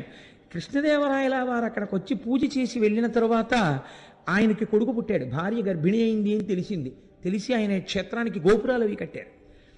అలాగే ఆ మహానుభావుడు ఆయన తూర్పున గోపురాన్ని కట్టారు. దక్షిణ భారతదేశంలో ఉన్నటువంటి అన్ని దేవాలయాల గోపురాల కన్నా తలెత్తి చూసే గోపురాల్లో అదొకటి అని పెద్దలు చెప్తారు. అంత పెద్ద గోపురం కనపడుతుంటుంది. మీకు ఉత్తర దిక్కున ఒక గోపురం ఉంది. ఆ గోపురంలోకి ఒక్కసారైనా వెళ్ళి బయటికి రావాలి. ఉత్తర గోపురంలోకి అంటే సమయం లేక వెళ్ళలేకపోతే అది వేరే విషయం అనుకోండి. ఎప్పుడైనా ఉత్తర గోపురంలోకి ఎందుకు వెళ్ళి బయటికి వస్తారంటే, అమ్మణ్ణి అమ్మన్నను ఒక ఆవిడ ఉండేది అరుణాచలంలో. ఆవిడ సంకల్పం చేసింది ఒక రోజున. ఉత్తర దిక్కునంత పెద్ద గోపురం ఉండేది కాదు అప్పటికి. ఆవిడ ఏమనుకుందంటే, ఈశ్వర, నేను ఐశ్వర్యవంతురాలను కాను, నేను ప్రతి ఇంటికి వెళ్ళి చందా అడుగుతాను, వచ్చినటువంటి డబ్బులతో గోపురం కడతానని ఆవిడ ప్రతి ఇంటి ముందుకి వెళ్ళి నిలబడితే ఇంట్లో ఎక్కడో బీరువా తాళం వేసి లోపల ఉన్న చెస్ట్లో ఎంత డబ్బు ఎన్ని డినామినేషన్స్లో ఉన్నాయో ఆవిడకి కనపడేది. ఆవిడ ఇంటి ముందు నిలబడి ఉత్తర గోపురం కడదామనుకుంటున్నాను, మీ ఇంట్లో 12,346 రూపాయల 62 పైసలు ఉందిగా బీరువాలో, ఇన్ని 100 కాగితాలు ఉన్నాయిగా, ఇన్ని 50 కాగితాలు ఉన్నాయిగా, గుడి కట్టడానికి చందా ఇయ్యి అనేది. ఇంట్లోకి వెళ్ళి డబ్బులు ఎక్కడితే అంతా ఉండేది, ఇంట్లో ఎక్కడ దాచినా ఆవిడ చెప్పేది. అందుకని ఆవిడ వచ్చేటప్పటికే పట్టుకెళ్ళి చందా ఇచ్చేసేవాడు. అలా ఆ అమ్మణ్యమ్మన్ సంపాదించినటువంటి చందాల రూపంలో వచ్చినటువంటి సొమ్ముతో ఆవిడ పెద్ద గోపురం కట్టింది. ఆ గోపురాన్ని అమ్మణ్యమ్మన్ గోపురం అని పిలుస్తారు ఇప్పటికీ. మీకు బహుశా ఇలా ఎక్కడా ఉండదు, ఒక్క అరుణాచలంలో మాత్రం ఆ గోపురం ఉంటుంది. అది అమ్మవారి అనుగ్రహంతో అటువంటి స్థితి కలిగింది కాబట్టి తప్పకుండా ఉత్తర గోపురంలోంచి ఒకసారి బయటికి వెళ్ళి లోపలికి వస్తూ ఉంటారు. సరే, మీకు ఈ అరుణాచలం దేవాలయంలోకి ప్రవేశించగానే ఒక సుబ్రహ్మణ్యేశ్వర స్వామి వారి యొక్క దేవాలయం కనపడుతుంది. అందులో మనందరం వెళ్ళి దర్శనం చేసుకున్నాం కదండి, వెడుతూనే వెళ్ళాము. ఆ సుబ్రహ్మణ్యేశ్వర స్వామి వారి దేవాలయం ఒక చిత్రమైనటువంటి దేవాలయం. ఎందుచేత అంటే అరుణగిరినాథుడు అని ఒక మహాభక్తుడు ఒక ఆయన ఉండేవాడు తిరువణ్ణామలైలో. ఆ అరుణగిరినాథర్ ఒకానొకప్పుడు చాలా దోషభూయిష్టమైన జీవితాన్ని గడిపాడు అని ఆయన జీవిత చరిత్ర చెప్తోంది. ఎందుచేత అంటే తల్లిదండ్రులు చనిపోతూ అక్క చెల్లెలకు అప్పచెప్పారు, కానీ ఆవిడ ఎంత కష్టపడి పెంచినా ఈయన మాత్రం దోషభూయిష్టమైనటువంటి నడువడితో ఉండేవాడు. ఆవిడ ఒకసారి నిలదీస్తే తన చరిత్ర గురించి తనకే అసహ్యం వేసి చచ్చిపోతానని ఆయన వెళ్ళి అరుణాచలంలో ఉన్నటువంటి ఒక సుబ్రహ్మణ్యేశ్వర స్వామి వారి గోపురం ఎక్కి ఆ గోపురం మించి కిందకి దూకాడు. కిందకి దూకితే సుబ్రహ్మణ్యేశ్వర స్వామి వారు తన రెండు చేతులతో పట్టుకున్నారు. సుబ్రహ్మణ్యేశ్వర స్వామి వారి యొక్క స్పర్శ కలగడం చేత ఆయన మహాకవి అయిపోయాడు.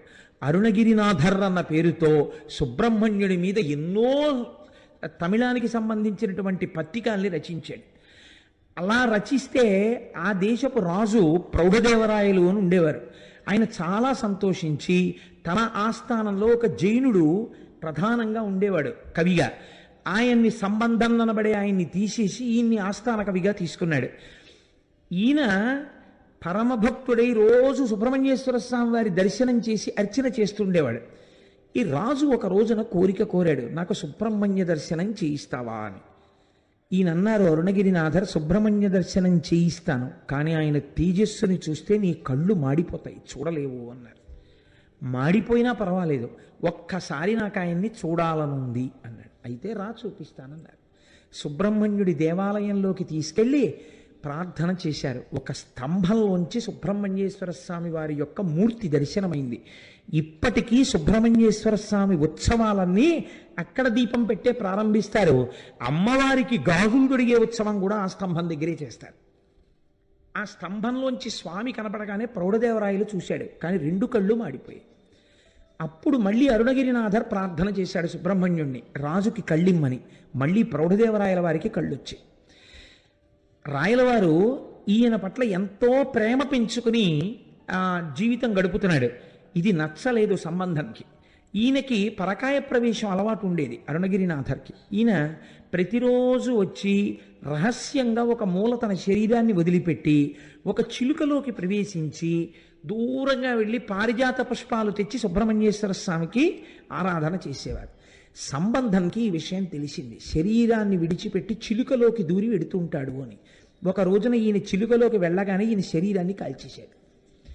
కాల్చేస్తే ఇంకా ఆయన చిలుక రూపంలో ఉండిపోయాడు. ఇప్పటికీ కిలిగోపురం అని పిలుస్తారు. చిలక రూపంలో ఉంటారు ఆ కిలిగోపురం మీద ఉండి. ఇప్పటికీ ఆయన సుబ్రహ్మణ్యేశ్వర స్వామి వారి మీద పాటలు పాడతారు అని జగత్ప్రసిద్ధి. కాబట్టి అరుణాచలం ఒక గొప్ప సుబ్రహ్మణ్య క్షేత్రం. రమణ మహర్షి కూడా సుబ్రహ్మణ్యేశ్వర స్వామి వారి అవతారమే అని పెద్దలు భావన చేస్తారు. కాబట్టి మనం అటువంటి క్షేత్రాన్ని చూసి కుడివైపుకి వెడితే పాతాళలింగము అని ఒక లింగం ఉంటుంది. అక్కడ మెట్లు దిగి లోపలికి వెడితే, ఇప్పుడు రమణుల యొక్క సమయంలో ఆయన శిష్యురాలు కావిడ 1,00,000 రూపాయలు పెట్టి ఆ ఆలయాన్ని మళ్ళీ పునర్నిర్మాణం చేశారు. అక్కడ ఒక యోగి యొక్క సమాధి ఉన్నది. ఆ సమాధి మీదనే పాతాళలింగం ఉంటుంది. దాని వెనకాతల ఒకప్పుడు జనసంచారం ఉండేది కాదుట.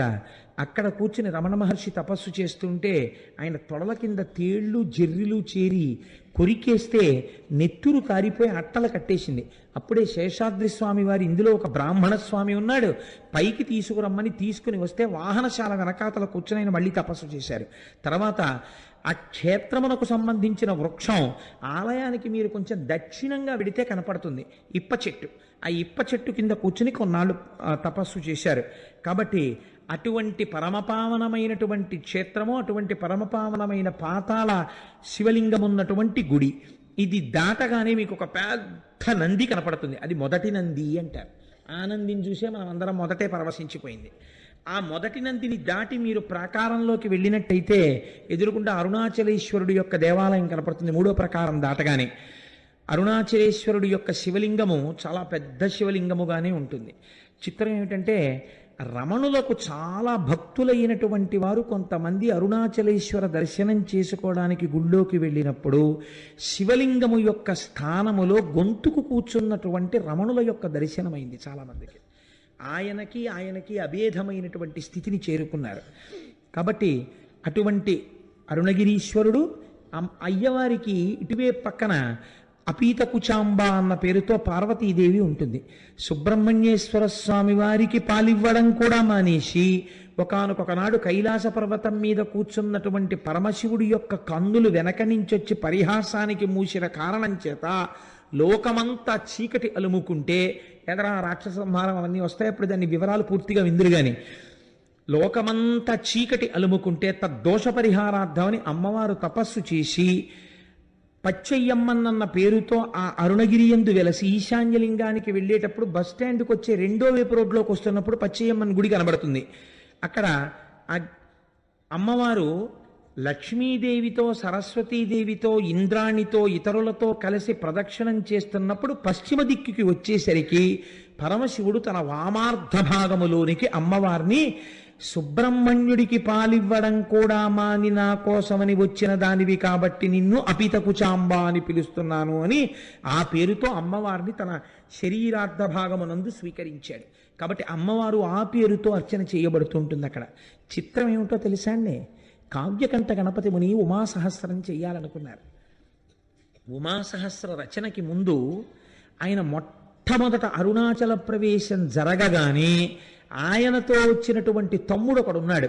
వాడు అన్నయ్యని పట్టుకుని పీక్కు తినేశాడు. ఒరే అన్నయ్య ఆకలేసేస్తోంది, అన్నయ్య ఆకలేసేస్తోంది అని. ఆ రోజు ఏకాదశి తిథి. ఆయన అమ్మవారి గుడికి వెళ్ళారు. కావ్యకంఠ గణపతి ముని అపీత కుచాంబ అమ్మవారి మూర్తి ముందు నిలబడగానే అమ్మవారికి అలంకారం చేయబడినటువంటి పూలన్నీ జల జల జల జల కిందకి రాలిపోయాయి. అమ్మవారి అనుగ్రహం ఏదో నాకు కలిగింది, ఇక్కడే నేను ఏదో మహత్తరమైనటువంటి విషయం నా చేత అమ్మ చేయించబోతోంది అని గణపతి ముని అనుకున్నారు. అప్పటికి వారికి తెలియదు ఏం చెయ్యబోతున్నారు. ఆ తరువాతనే వారు అరుణాచలం గుడిని దర్శనం చేసుకుని బయటికి వెడితే చీకటి పడిపోయింది. అప్పుడు గణపతి నవరాత్రులు జరుగుతున్నాయి, ఏకాదశి తిథి. ఆయన బ్రాహ్మణ వీధిలోకి వెళ్ళి, అమ్మా తమ్ముడు ఆకలితో ఉన్నాడు, ఏ ఇంటిలోనైనా ఇంత అన్నం పెట్టండి అమ్మా ఆకలేస్తోందని అడిగితే ఏ ఇంటిలోనూ అన్నం లేదు. ఆఖరికి పోని సద్దన్నం ఉన్నా పెట్టండి అమ్మా అని అడిగారు. ఆయన సద్దన్నం కూడా లేదు అన్నారు. ఇదేమిటి ఇలా తయారైంది అనుకుంటూ ఆయన బాధతో నడుస్తున్నారు, ఏదో శ్లోకం పైకి చదువుకుంటూ. అరుగు మీద పడుకున్నటువంటి ఒక వృద్ధ బ్రాహ్మణుడు లేచి, ఆగు, మా ఆవిడికి ఒక విచిత్రమైన అలవాటు ఉంది. అందరూ ఏకాదశి నాడు ఉపవాసం చేసి ద్వాదశి నాడు పారణ చేస్తే మా ఆవిడ ఏకాదశి నాడు రాత్రి బ్రాహ్మణులకు భోజనం పెట్టుకుని తింటుంది. కాబట్టి బ్రాహ్మణులు దొరక్క చూస్తున్నాను, రా మా ఆవిడ నీకు భోజనం పెడుతుందని లోపలికి తీసుకెళ్లారు. తీసుకెడితే వారు తడిబట్ట కట్టుకుని బట్ట పిండుకుని తడిబట్ట కట్టుకుని మడిబట్ట కోసం లోపలికి వచ్చేటప్పటికి ముగ్గులు వేసి తులసి చెట్టు దగ్గర దీపాలు వెలిగించి ఒక తల్లి మెరిసిపోతూ విజయవాడ కనకదుర్గమ్మలా ఇంత బొట్టు పెట్టుకుని ఎర్రటి చేతులతో షడ్రశోపేతమైన భోజనం పెడితే ఏకాదశని కూడా చూడకుండా ఆ తల్లి యొక్క ఆ వ్రతానికి నేను ఉపయోగపడ్డాను అంతే చాలని మహానుభావుడు కావ్యకంఠ గణపతి ముని తమ్ముడు కడుపు నిండా తిన్న తర్వాత ఆవిడ ఇద్దరికీ తాంబూలం ఇచ్చి ఇంత రాత్రి ఎక్కడికి పోతారో అరుగు మీద పడుకోండి అంది. ఇద్దరు అరుగు మీద పడుకొని నిద్రపోతే సుష్టుగా భోజనం చేశారేమో, గాఢ నిద్ర పట్టింది. మరునాడు తెల్లవారిపోతుండగా తెలివచ్చింది. ఇద్దరూ నిద్రలేచి ఇద్దరికీ ఒక్కసారి జ్ఞాపకం వచ్చింది రాత్రి మహాతల్లి అన్నం పెట్టిందని. ఒక్కసారి ఆ అమ్మకి నమస్కారం చేసుకుని వెడదామని చూశారు. వాళ్ళిద్దరూ పడుకున్నది ఒక వినాయకుడి గుడి అరుగు మీద ఉన్నారు. ఇదేమిటి వినాయకుడి గుడి అరుగు మీద ఉన్నామేమిటి? మనం రాత్రి అన్నం తిన్నాం కదా, మనకి పెట్టినట్టు గుర్తు తాంబూలాలు కూడా పక్కన ఉన్నాయి కదా, వినాయకుడి గుడి మీద ఉన్న గుడి అరుగుల మీద ఉన్నామేమిటని ఇద్దరు తెల్లబోయారు. అమ్మవారు అనుగ్రహించింది. చిత్రం ఏమిటో తెలుసా అండి? అరుణాచలేశ్వరుడు కావ్యకంఠ గణపతి ముని కన్నీటితో కవిత్వం రాయించాలనుకున్నాడు. మామూలుగా కూర్చుని కవనం అంటే రాసేస్తాడు. అసలు కావ్యకంఠ గణపతి ముని యందు విపరీతమైన ఆర్తి పుట్టించి కని విని ఎరుగని కవిత్వాన్ని సృష్టించాలనుకున్నాడు. తినడానికి తిండి దొరకలేదు ఇంత గొప్ప బ్రాహ్మణుడికి. కావ్యకంఠ గణపతి ముని అంటే ఎటువంటి వారో తెలుసా అండి? ఆయన ఒక వేద పాఠశాలలో పనిచేస్తుంటే 10 రోజులలో తమిళం నేర్చుకుని తమిళం మాట్లాడితే మీకు ఉద్యోగం ఇస్తామన్నారు. ఆయన అన్నారు 15 రోజులు టైం ఇచ్చారు. 15 రోజులు అక్కర్లేదు, 10 రోజులలో తమిళంలో మాట్లాడతాను, తమిళంలో రాస్తాను, తమిళంలో చెప్తాను అన్నారు. 10 రోజులు అయిన తర్వాత ఆయన మాట్లాడిన తమిళానికి, ఆయన రాసిన తమిళానికి ప్రధానోపాధ్యాయులు ఆశ్చర్యపోయారు. ఇలాంటి తమిళం మనకు ఎవరికీ రాదని. అంతటి మహాపండితుడు ఆయన. ఒకసారి చెన్నైలో కూర్చుని సంస్కృతంలో ప్రసంగాలు చేస్తుంటే కాలేజీ స్టూడెంట్స్ వచ్చి పరిహాసం చేశారు. ఈ వెర్రి బ్రాహ్మడికి ఏం తెలుసు, సంస్కృతంలో మాట్లాడతాడు, షేక్స్పియర్ డ్రామాస్ ఎలా ఉంటాయో ఈయనకి ఏం తెలుసు, మ్యాక్బత్ నాటకం ఈయన ఎలా ఉంటుందో అని. అంటే ఆయన అన్నారు, ఈ మాటలు చెప్పిన పిల్లవాడిని వేదిక మీదకి పిలుస్తున్నానన్నారు. వచ్చి కూర్చో, మ్యాక్బత్ నాటకం చాలా గొప్పదంటున్నావు కదా, షేక్స్పియర్ ఎంత అందమైన ఇంగ్లీష్లో చెప్పాడని నువ్వు అనుకుంటున్నావో ఆ పొయిట్రీ నువ్వు చదువు. ఈయనకు వచ్చా అంత ఇంగ్లీషు, నువ్వు చదువు. అంతకన్నా అందమైన సంస్కృతంలో అది మాట్లాడుతున్నప్పుడు వినేవాళ్ళకి అర్థం కాకపోయినా ఎంత అందంగా ఉంటుందని నువ్వు అంటున్నావో అంతకన్నా అందంగా నేను అదే భావాన్ని సంస్కృతంలో మ్యాక్బత్ నాటకాన్ని చెప్తానన్నారు. తెల్లబోయారు వాళ్ళు. ఎలా చెప్తారు ఈయన అని. ఆ పిల్లవాడు వచ్చి వేదిక మీద కూర్చుని మ్యాక్బత్ నాటకాన్ని ఇంగ్లీష్లో చెప్పాడు. ఇంగ్లీష్లో ఆయన చెప్తుంటే యథాతథంగా అలా వినేసి ఒక చాప్టర్ అయిపోయిన తర్వాత ఆయనకి ఎలా అర్థమయ్యేదో సరస్వతీ కటాక్షం, సంస్కృత భాషలో మ్యాక్బత్ చెప్తుంటే ఆంగ్ల పండితులు కూడా తెల్లబోయారు. అయ్య బాబోయ్, సంస్కృతంలో మ్యాక్బత్ ఇంత అందంగా ఉంటుందా అని. అది కావ్యకంఠ గణపతి అంటే. ఆయన సామాన్యుడు కాడు, సాక్షాత్ వారణాసిలో డుంఠి గణపతి అనుగ్రహం చేత పుట్టినవాడు. వారి చేత అద్భుతమైన కవిత్వం చెప్పించాలనుకున్నారు అరుణాచలేశ్వరుడు. ఎక్కడికి వెళ్ళినా అన్నం పుట్టలేదు. ఆఖరికి ఇళ్ళకెళ్ళి వారాలు అడిగారు. పోని వారానికి ఒక్కరోజు మీ ఇంటికి వస్తాం, భోజనం పెడతారా అని. వారానికి 4 రోజులు దొరికాయి. అది కూడా రోజు విడిచి రోజు రాత్రిళ్ళు భోజనం దొరకలేదు. తమ్ముడు ఆకలో ఆకలో అని ఏడుపు. అరటిపళ్ళు కొనుక్కోరా అని డబ్బివ్వడానికి కానీ లేదు ఆయన దగ్గరే. ఇంత బాధలో ఉంటూ ఆకలి కడుపు మండిపోతుంటే ఈ బాధతో నేను ఎవరినడగనయ్యా, అన్నం లోకానికి అన్నం పెట్టే అన్నపూర్ణ భర్త ఎందుకు ఇలా బాధ పెడుతున్నావు, నా కడుపుకు అన్నం పెట్టవా అని రోజు ఓ శ్లోకం రాసేవారు ఆయన. రాసి అరుణాచలేశ్వరుడి దేవాలయం ముందు నించుని గట్టిగా శ్లోకం చెప్పేవారు. ఆ శ్లోకం ఎంత గొప్పగా ఉంటుందో వినడానికి తిరువన్నామలైలో ఉన్న సంస్కృత పండితులందరూ వచ్చి కూర్చుని వినేవారు. విని అబ్బాయి ఎలా చెప్తున్నాడు రా ఇలాంటి కవిత్వం అనేవారు. చిత్రం ఏమిటో తెలుసా అండి? ఎవ్వరూ ఈ పూట మా ఇంటికి భోజనానికి రమ్మని పిలిచేవారు కాదు. ఉత్తరీయాలు దులుపుకుని వెళ్ళిపోయేవారు. ఈశ్వరాజ్ఞ. వాళ్ళకి అటువంటి మనసు లేక కాదు, అలాంటి మనసు పుట్టకుండా చేశాడు శంకరుడు. అలా తప్పిస్తే తప్ప అటువంటి కవిత్వం రాదని హరస్తుతి అని పేరు పెట్టారు ఆయన. పెట్టి శరన్నవరాత్రులు అయ్యాక మొదలుపెట్టారు. కార్తీక మాసంలో కృత్తికా దీపోత్సవానికి ఒక వారం రోజుల ముందు దాన్ని ఆపారు. చిట్ట చివరి రోజున ఆయన అన్నారు, ఈశ్వర, రేపటి రోజున ఇన్నాళ్లుగా నేను చెప్పిన కవిత్వపు ఆఖరి శ్లోకంతో నీకు చెప్తాను. అన్నం పుట్టిందా? పుట్టింది. పుట్టకపోతే నన్ను ఇలా ఉంచాలని నువ్వు అనుకుంటున్నానని కళ్ళంబట నీళ్లు వరదలై కారుతుండగా ఏడుస్తూ ఆ శ్లోకాలు చెప్పారు. అవి వినడానికి భగవాన్ రమణులు కూడా ఆ రోజు దేవాలయానికి వచ్చి కూర్చుని విన్నారు. తెలుసా అండి? ఎప్పుడు ఎక్కడా నిలబడనటువంటి వారు తాను బ్రహ్మజ్ఞానినని తెలిసిపోతుందని ఒక పిచ్చివాళ్ళ తిరిగే శేషాద్రి స్వామి గుళ్ళోకి వచ్చి కూర్చుని అరుగెక్కి కూర్చుని విన్నారు ఆ రోజున ఆ కవిత్వాన్ని. ఇటువంటి బ్రహ్మజ్ఞానులు శ్రోతలై ఉండగా కన్నులంబట నీరు కారిపోతూ ఆ హరవిలాసాన్ని ఆయన శ్లోకాలన్నింటినీ చెప్పారు. చెప్పి ఏడిస్తే ఆఖరి శ్లోకం అయిపోగానే ఊళ్ళో ఉన్న పెద్దలందరూ వచ్చి ఆయన కాళ్ళ మీద పడిపోయారు. పడిపోయి, మహానుభావ, మీరు మా ఊరు విడిచిపెట్టి వెళ్ళడానికి వీల్లేదు, మా ఊళ్ళో ఉన్న సంస్కృత పాఠశాలలో మీకు అధ్యాపక వృత్తిని ఇస్తున్నాం, మీరు హాయిగా ఇక్కడుండి గొప్ప జీతం ఇస్తాం, మీరు వంట చేసుకోకండి, మా ఇంటికి రండి అంటే మా ఇంటికి రండి అని వీళ్ళకి పిలిచి భోజనాలు పెట్టేవారు. ఇటువంటి కవిత్వం మళ్ళీ రాదు, ఇటువంటి మహాపురుషుడు పుట్టడనేమో. ఈశ్వరుడు అక్కడ అరుణాచలేశ్వరుడు ఆయన చేత ఇది రచింపచేశాడు. 2, అదే కావ్యకంఠ గణపతి ముని మామిడి గుహ అని ఒక గుహ ఉంది. ఆ గుహలో కూర్చుని ఉమాసహస్రం రాస్తున్నారు. ఉమాసహస్రం రాస్తున్నప్పుడు ఆయన ప్రతిజ్ఞ చేశారు, ఇన్ని రోజులలో నేను ఇది పూర్తి చేసేస్తాను అని. ఇంకొక 2-3 రోజుల్లో పూర్తి చెయ్యాలి, 1000 శ్లోకాలు పూర్తి చెయ్యాలి. ఈలోగా వేలు మీద గోరు చుట్టు పుట్టింది. ఎంత బాధ, ఎంత నొప్పి అంటే పెన్ను కూడా ఇలా పట్టుకోలేని స్థితి వచ్చింది. ఆ రోజు రాత్రి పడుకున్నారు. నాకు జ్ఞాపకం ఉన్నంత వరకు నేను ఎప్పుడో చదివాను నాయన పుస్తకాన్ని, ఆ పుణ్యకోటి అనుకుంటాను ఆ వైద్యుడి పేరు. ఆ పుణ్యకోటి అనబడేటటువంటి వైద్యుడి కలలోకి పరమశివుడు వెళ్ళాడు. ఓరి, నువ్వు పడుకోవడం కాదు, నీ పేరుకు తగిన వాడవు కా, అదిగో అక్కడ అరుణాచలంలో చూత గుహలో ఒక మహానుభావుడు ఉమాసహస్రం రచిద్దామని కూర్చున్నాడు. వేలు మీద గోరు చుట్టు పుట్టింది, శస్త్రచికిత్స చేసి ఆయనకి స్వస్థత కలిగించని చెప్పాడు. వెతుక్కుంటూ డాక్టర్ గారు ఆపరేషన్ ఎక్విప్మెంట్ అంతా పట్టుకుని కొండెక్కాడు. ఎక్కితే అక్కడ కావ్యకంఠ గణపతి ముని కనపడ్డారు గోరు చుట్టుతో. ఆ గోరు చుట్టు ఆపరేట్ చేశారు. ఇవాళ రాత్రి 12 గంటలకి పూర్తవ్వాలి ఉమాసహస్రం. రాత్రి 9 ఎంతో అయింది. భగవాన్ రమణులు వచ్చి గుహలో ఒక అరుగు మీద పడుకున్నారు.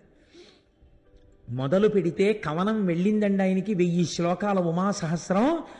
ఖచ్చితంగా 12 గంటలు అవడానికి కొద్ది నిమిషాల ముందు ఉమాసహస్రం పూర్తయిపోయింది. ఆశువుగా పూర్తయిపోయిన తర్వాత రమణ మహర్షి లేచారు.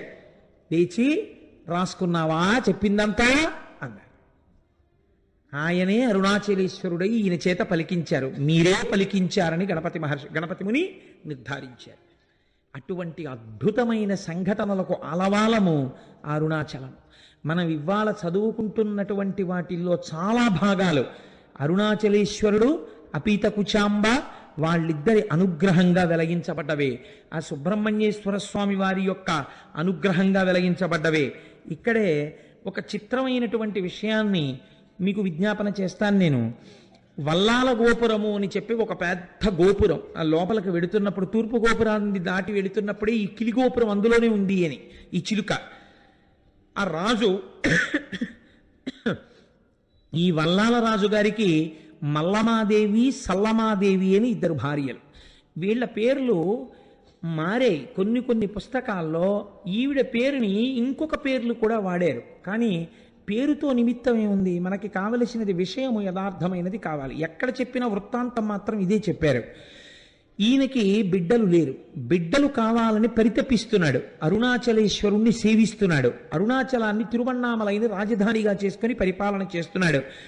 అటువంటి సమయంలో ఒకరోజు కైలాసం నుంచి పరమశివుడు తన ప్రమదగణాలన్నింటితో కలిసి వచ్చాడు. అందరూ జంగమ వేషాలు వేసుకున్నారు. జంగమలందరూ తిరువన్నామలైలో ఉన్నటువంటి కళావంతుల ప్రతి స్త్రీ ఇంటికి వెళ్ళిపోయారు. పరమశివుడుగా ఉన్న జంగమ వెళ్ళడానికి ఒక్క కళావంతుల ఇల్లు, ఒక్క నృత్య కళాకారుని ఉన్న ఇల్లు లేకుండా చేశాడు. రాజు దగ్గరికి వస్తే రాజు జంగమదేవరిని చూసి సంతోషపడిపోయి కాళ్ళ మీద పడ్డాడు. మహానుభావా, నీకేం కావాలన్నాడు. నాకొక్క కళావంతుల స్త్రీ కావాలి, నృత్యం చెయ్యాలన్నాడు. రాజు వెళ్ళి వెతికి తెమ్మన్నాడు. ఎవ్వరూ లేరు. ప్రమథగణాలు ఆ జంగమదేవర్ల వేషంలో అప్పటికే ప్రతి ఇల్లు చేరిపోయారు. అయ్య బాబోయ్, వచ్చినవాడు జంగమదేవర శివస్వరూపుడు, నా మాట ఎలా నిలబడుతుందని బెంగెట్టుకున్నాడు. ఆయన 2వ భార్య సల్లమాదేవి అంది, మీరు బెంగ పెట్టుకోకండి, మీ మాట నిజం చేస్తాను, నేనే వెళ్ళి ఆ జంగమ ముందు నాట్యం చేస్తానంది. రాజు వెళ్ళమన్నాడు. జంగమ నిద్రపోతున్నాడు. ఈవిడ వెళ్ళేటప్పటికి ఆవిడ, నేను నీ దగ్గర నాట్యం చెయ్యడానికి వచ్చాను అని తాకి లేపింది. ఇలా ముట్టుకోగానే ఒక పసిపిల్లవాడై ఆ తల్పం మీద ఏడ్చాడు శంకరుడు. ఆ పిల్లవాణ్ణి చేతులతో పట్టుకుని మనకి బిడ్డలు లేనటువంటి బాధని ఈశ్వరుడు తీర్చాడు, మహారాజా ఈ పిల్లవాణ్ణి స్వీకరించండి అని చేతిలో పెట్టింది. చేతిలో ఆ పిల్లవాణ్ణి ఇలా పట్టుకుంది. ఇలా పట్టుకునేటప్పటికి ఆ పిల్లవాడు అంతర్ధానం అయిపోయాడు. అంతర్ధానమై శంకరుడిగా ప్రత్యక్షమై, నాకు నా శరీరము పడిపోయిన తరువాత తదనంతరము కర్మ చెయ్యడానికి కొడుకు లేడని బెంగ పెట్టుకుని నన్ను ఉపాసన చేశావు కనుక నీకు ప్రతి సంవత్సరం నీ శరీరము పడిపోయిన తరువాత నీకు తద్దినాన్ని నేనే పెడతాను అని ప్రతిజ్ఞ చేశాడు. మీకు చిత్రం ఏమిటో తెలుసా అండి? మాఘమాసంలోనే ఆయన తిథి వస్తుంది, వల్లాలరాజు గారి తిథి.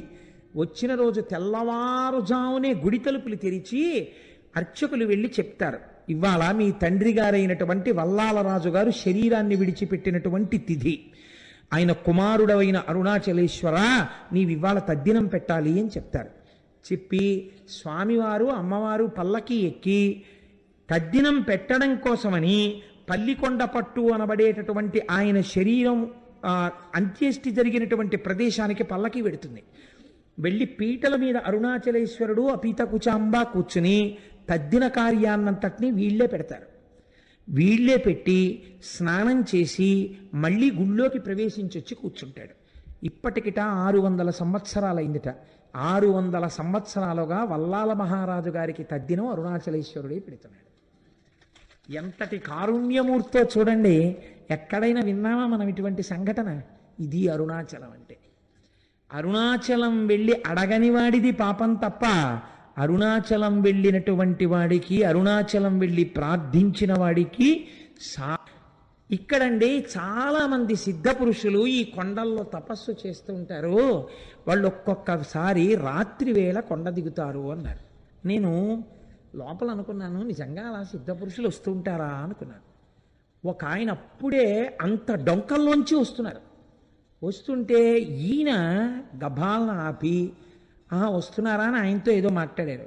నేను తెల్లబోయిన సన్నివేశం మీకు చెప్తున్నాను. గోళ్ళు ఇలా తిరిగిపోయి ఉన్నాయి. అంటే ఎన్నేళ్ల నుంచి జరుగుతోందో ఆ తపస్సు అయింది.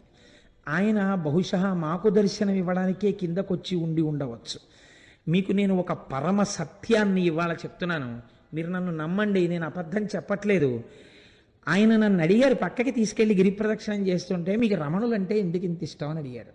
అడిగితే ఏదో పుస్తకాల్లో చదువుకున్న 4 మాటలు తప్ప నాకేం తెలుసు కనుక ఆ రమణులు అంతటి వారండి, రమణులు ఇంతటి వారండి, నేను చదువుకున్నవేవో చెప్పారు. ఆయన అన్నారు, మీరు చెప్పినట్టు రమణుడు గొప్పవాడు కాడు. రమణుడు దొంగ, రమణుడు స్వార్థపరుడు. లేకపోతే రమణుడి కోసం కొన్ని వేల మంది వచ్చారు అరుణాచలం. ఎవరికి ఇచ్చాడు మోక్షం? వాళ్ళ అమ్మగారికి ఇచ్చాడు. వాళ్ళ అమ్మగారికి మోక్షం ఇవ్వడం గొప్ప, స్వార్థం కాదా అంటే నేనన్నాను, లేదండి ఆయనతో పాటే ఉన్న ఇంకొక ఆయనకు కూడా ఇవ్వబోయారు, ఆయన జీవుడేమో జారిపోయాడు, ఇవ్వలేకపోయారు అన్నాను. అంటే ఆయన అన్నారు, అది కాదు, రమణులు వాళ్ళ తల్లి గారికి మోక్షం ఇవ్వడాన్ని మీరు సమర్థించడానికి మీకు ఏమన్నా ఆధారం ఉందా అన్నారు నా దగ్గర. ఏమిట్రా ఇంత భక్తితో మనం వస్తే ఈయన ఇంత గడ్డు ప్రశ్న వేశాడు, ఈ కోణంలో నేను అసలు ఎప్పుడూ ఆలోచన చేయలేదు, ఏంటి ఇలా అడిగారు చిత్రంగాను అని నేను చాలా ప్రయత్నం చేద్దాం అనుకున్నాను. కానీ నాకే నచ్చలేదు ఎలా సమర్థించాలో. అలా కాసేపు నడిచాం, ఒక 10 నిమిషాలు మౌనంగా. ఆయన అన్నారు, చూశారా మీకు దొరకలేదు కారణం, అమ్మకి ఎందుకు మోక్షం ఇచ్చారో మీకు తెలియలేదే అన్నారు. అంటే ఏవో మీరు చెప్తున్న కోణంలో మాత్రం నాకు తగిన సమాధానం దొరకట్లేదు అన్నాను.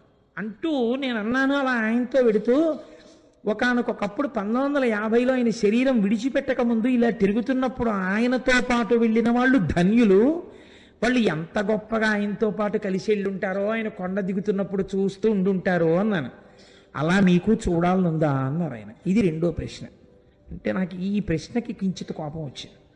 నేను అన్నాను, అలా చూడాలంటే జరుగుతుందా అండి, ఇప్పుడు కనపడతారా రమణులు, ఆ ప్రశ్న ఏంటి అన్నాను.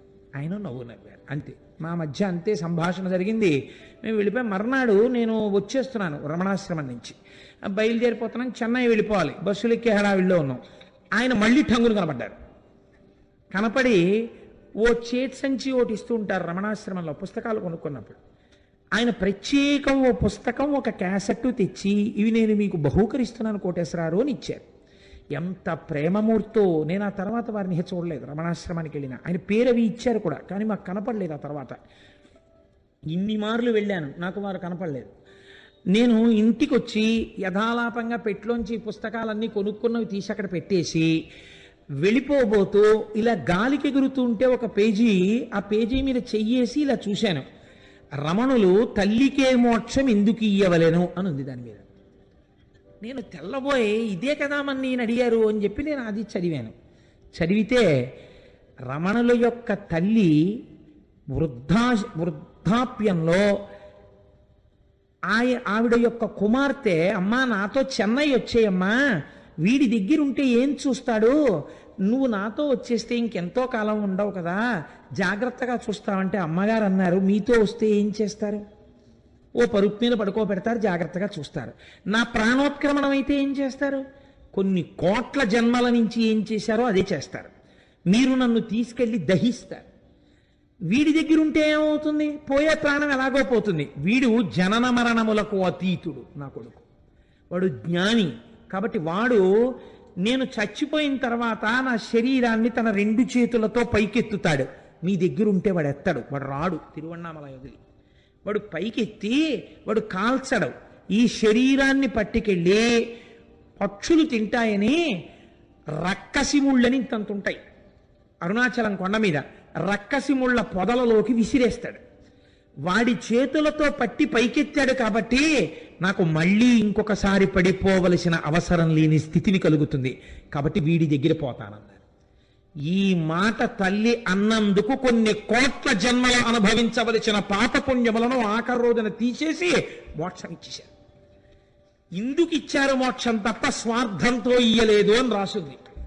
అమ్మ బాబోయ్, ఆనాడు అడిగిన ప్రశ్నకి ఆయన ఇచ్చిన పుస్తకంలో ఎగిరిన పేజీలో జవాబుంది అని నేను తెల్లబోయాను. నిజంగా క్యాసెట్ పెట్టాను.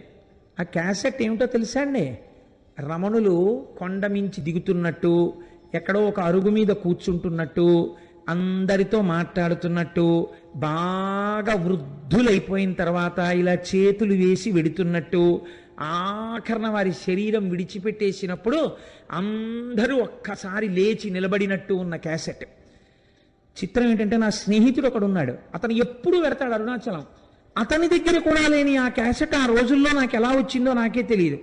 నేను ఆ రోజుల్లో ఆ క్యాసెట్ని, అది నా దగ్గర లేదు అని అతను నాకు చెప్తే నేను తెల్లబోయి, ఇది నాకు బహుశः భగవానులే అనుగ్రహించుంటారు, ఇది స్వార్థంతో నేను ఒక్కడినే అనుభవించకూడదని మా ఇంట్లో కలర్ టీవీ పెట్టి రమణుల జన్మదినోత్సవం నాడు ఎందరినో పిలిచి బ్యాచ్లుగా చూపిస్తే ఒక మహాతల్లి నాకు సలహా ఇచ్చారు, ఇలా మీ ఇంట్లో ఎన్ని బ్యాచ్లకి పెడతారండి, చిన్న అపార్ట్మెంట్లో శివాలయానికి తీసుకొచ్చి ఈ క్యాసెట్ వేయండి అన్నారు.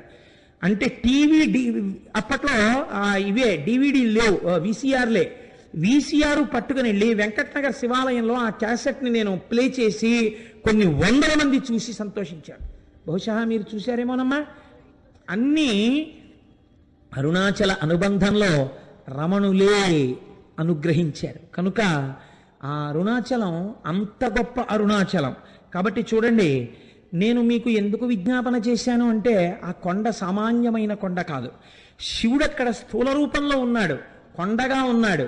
అరుణాచలేశ్వరుడి దేవాలయమునందు శివలింగముగా ఉన్నాడు. అదే అరుణాచలం కొండ మీద దక్షిణామూర్తిగా ఇప్పటికీ ఉన్నాడు అని అంటారు. ఎందుచేతనంటే రమణ మహర్షి యొక్క శిష్యులు కొంతమంది అరుణాచలం కొండ శిఖరాల మీద కూర్చుని ఉండగా వారికి పాదుకలతో నడిచి వెళ్ళిపోతున్నటువంటి చప్పుళ్ళు వినపడ్డాయి. నేను సరిగ్గా చెప్పి ఉంటే పేరు, నాకు ఆ పేర్లు సరిగ్గా జ్ఞాపకం ఉండవు. చాడ్విక్ అనుకుంటాను, రమణుల శిష్యుల్లో ఒక ఆవిడ. ఆ చాడ్విక్ అన్న ఆవిడ ఒకసారి అరుణాచల శిఖరం మీద కూర్చుని ఒక ప్రదోష వేళలో ఆవిడేదో సంగీతంలో ఉండేటటువంటి రాగముల గురించి ఆలోచన చేస్తూ పాడుకుంటున్నారు. అపురూపమైనటువంటి రాగాలు కొన్ని ఆ అరుణాచలం కొండల్లోంచి వినపడ్డాయి. ప్రదోష వేళలో పరమశివుడు దక్షిణామూర్తిగా కూర్చుని ఉంటే ఇప్పటికీ అనేక మంది దేవకాంతల ఆయన ముందు నాట్యం చేస్తూ గంధర్వగానం చేస్తారని ఆవిడ దాన్ని రికార్డ్ చేశారు. రికార్డింగ్ అవుతుందేమో చూద్దామని రికార్డ్ చేసి రమణుల దగ్గరికి తీసుకొచ్చి ఆన్ చేస్తే ఆ సంగీతం రికార్డ్ అయి వినపడింది. అరుణాచలం అంత పరమపావనమైన క్షేత్రం. ఇప్పటికీ దక్షిణామూర్తిగా పరమశివుడు దాని యందు కూర్చుని ఉన్నాడు అని పెద్దలు విశ్వసిస్తారు. అటువంటి అరుణాచలంలో ఒక మహానుభావుడు కాళ్ళు ఉండేవి కావు ఆయనకి. ఆయన అరుణగిరికి ప్రదక్షిణం చేద్దామని కేవలం పిరుదుల మీద డేకుతూ వెడుతున్నాడు. వెడుతుంటే చచ్చు పడిపోయినటువంటి కాళ్ళు తిరిగి సత్తు అని పొంది ఆయనకి కాళ్ళు వచ్చాయి. అరుణాచల ప్రదక్షిణం, అరుణగిరి ప్రదక్షిణం అంత గొప్పది. అలాగే ఒకానొకప్పుడు ఒక సంపన్నురాలు తిరువణ్ణామలై రైల్వే స్టేషన్లో దిగి ఒక పెళ్లికి వెళ్ళడం కోసమని తిరువణ్ణామలై వచ్చి ఒక జట్కా మాట్లాడుకుని వెడుతుంటే ఆ జట్కా వాడు ఆ కొండలలోకి అరణ్యంలోకి తీసుకుపోతున్నాడు. ఆవిడ, ఇదేమిటి ఇలా తీసుకెడుతున్నావు అంటే, నోరు విప్పితే చంపేస్తానన్నాడు. భగవానుడు ఇక్కడే కొండ రూపంలో ఉన్నాడు, నన్ను రక్షిస్తాడని ఆవిడ జట్కాలో కూర్చుని అరుణాచల శివ, అరుణాచల శివ, అరుణాచల శివ అని 3 మాటలు అన్నారు. అనేసరికి పెద్ద పెద్ద టార్చ్ లైట్లు వేసుకుని ఒక పోలీస్ టీం ఒకటి అక్కడికి వచ్చింది. వచ్చి వెంటనే ఈ దొంగని పట్టుకుని దేహశుద్ధి చేసి ఆవిడ్ని కారు ఎక్కించుకుని పెళ్లి జరగవలసిన కళ్యాణ మంటపం దగ్గరికి తీసుకెళ్లి ఆవిడ్ని విడిచిపెట్టారు. ఆవిడ మహాసంపన్నురాలు, చదువుకున్నది. నన్ను ఇంత రక్షించారు కనుక మీ నెంబర్స్ ఇవ్వండి, మీ బ్యాడ్జ్ నెంబర్స్, రేపు మీ పోలీస్ స్టేషన్లో నేను కొంత అమౌంట్ ఇచ్చి మీకు క్యాష్ అవార్డు ఇమ్మని వచ్చి నేను మీకు బహూకరిస్తానని చెప్పి ఆవిడ నెంబర్స్ తీసుకున్నారు. తీసుకున్న రాత్రి పెళ్లికి అటెండ్ అయ్యి మర్నాడు తన బంధువులతో కలిసి పోలీస్ స్టేషన్కి వెళ్ళి, నిన్న రాత్రి నన్ను కొంతమంది పోలీసులు రక్షించారు, వాళ్ళ నెంబర్లు ఇవి, వాళ్ళకి క్యాష్ అవార్డు ఇవ్వండి అని చెప్పి ఆవిడ ఇస్తే, తమిళనాడు పోలీసు సర్వీస్లో ఈ నెంబర్లు ఉన్న పోలీసులు లేరమ్మా, ఈ నెంబర్లు లేవని చెప్పారు. పరమశివుడే ఆ రూపంతో వచ్చి ఆవిడ్ని రక్షించాడు ఆ రోజున. అలాగే ఎంతమందికో మహానుభావుడు ఒకానొక సమయంలో ఒక ఆంగ్లేయుడు, ఆయన బూటు లేకపోతే అడుగు తీసి అడుగు వెయ్యలేడు. అటువంటి వాడు బూట్లతో ప్రదక్షిణం చేద్దామని వెడుతుంటే బూటు చిరిగిపోయింది. కటిక చీకటి, బూటు కుట్టేవాడు లేడు. కుట్టేవాడు లేక నేను ఎలా రక్షింపబడతానని భగవాన్ రమణులు చెప్తుంటారు. అరుణాచల ఈశ్వరుడే కాపాడుతుంటాడని అరుణాచల శివ, అరుణాచల శివ, అరుణాచల శివ అంటూ నించున్నారు. ఎక్కడి నుంచి వచ్చాడో అంతలో చెప్పులు కుట్టేవాడు వచ్చి, అయ్యా మీ బూటు కుట్టనా అండి అని కుట్టేసి ఆయన అలా ఉండిపోయాడు. అంతే, ఆ అరణ్యంలోంచి అరుణాచలంలోకి వెళ్ళిపోయాడు. ఆయన బూట్లు కుట్టి వెళ్ళాడు, ఆ బూట్లతో ఆయన గిరి ప్రదక్షిణం చేశాడు. ఇలా ఎంతమందో ఎన్ని రకాలుగానో ఆ అరుణాచల గిరి ప్రదక్షిణంలో అనుభూతులను పొందారు. నేనైతే మీకు ఒకటి మనవి చేస్తాను. ఇప్పటికీ అరుణాచలంలో మనకు ఒక ఆశ్చర్యమైన సంఘటన కనపడుతుంది. మీకు ఏ దేవాలయంలో ఎవ్వరూ కూడా 5 పైసలు వెయ్యండి అని అడగారు. నాకు ఇప్పటికీ చాలా ఆశ్చర్యంగా ఉంటుంది. 150 మంది వెళ్ళామనుకోండి, సాధారణంగా వాళ్ళు ఏమనుకుంటారు, 150 మంది వచ్చారు, మీ గోత్రనామాలు చెప్పండి అనాలి. వాళ్ళు అనరు. వాళ్ళు మీరు పళ్ళెల్లో ఏం వేస్తారని అడగరు. వాళ్ళందరికీ చేతిలో చిటికిడి చిటికిడి చిటికిడి చిటికిడి విభూతి పెట్టేస్తారు. నమస్కారం పెట్టుకుని వెళ్ళిపోతుంటే, ఇదేంటి వీళ్ళు అసాధ్యం కూడా, ఇంతమంది వచ్చారో రూపాయి లేదని వాళ్ళు అనరు.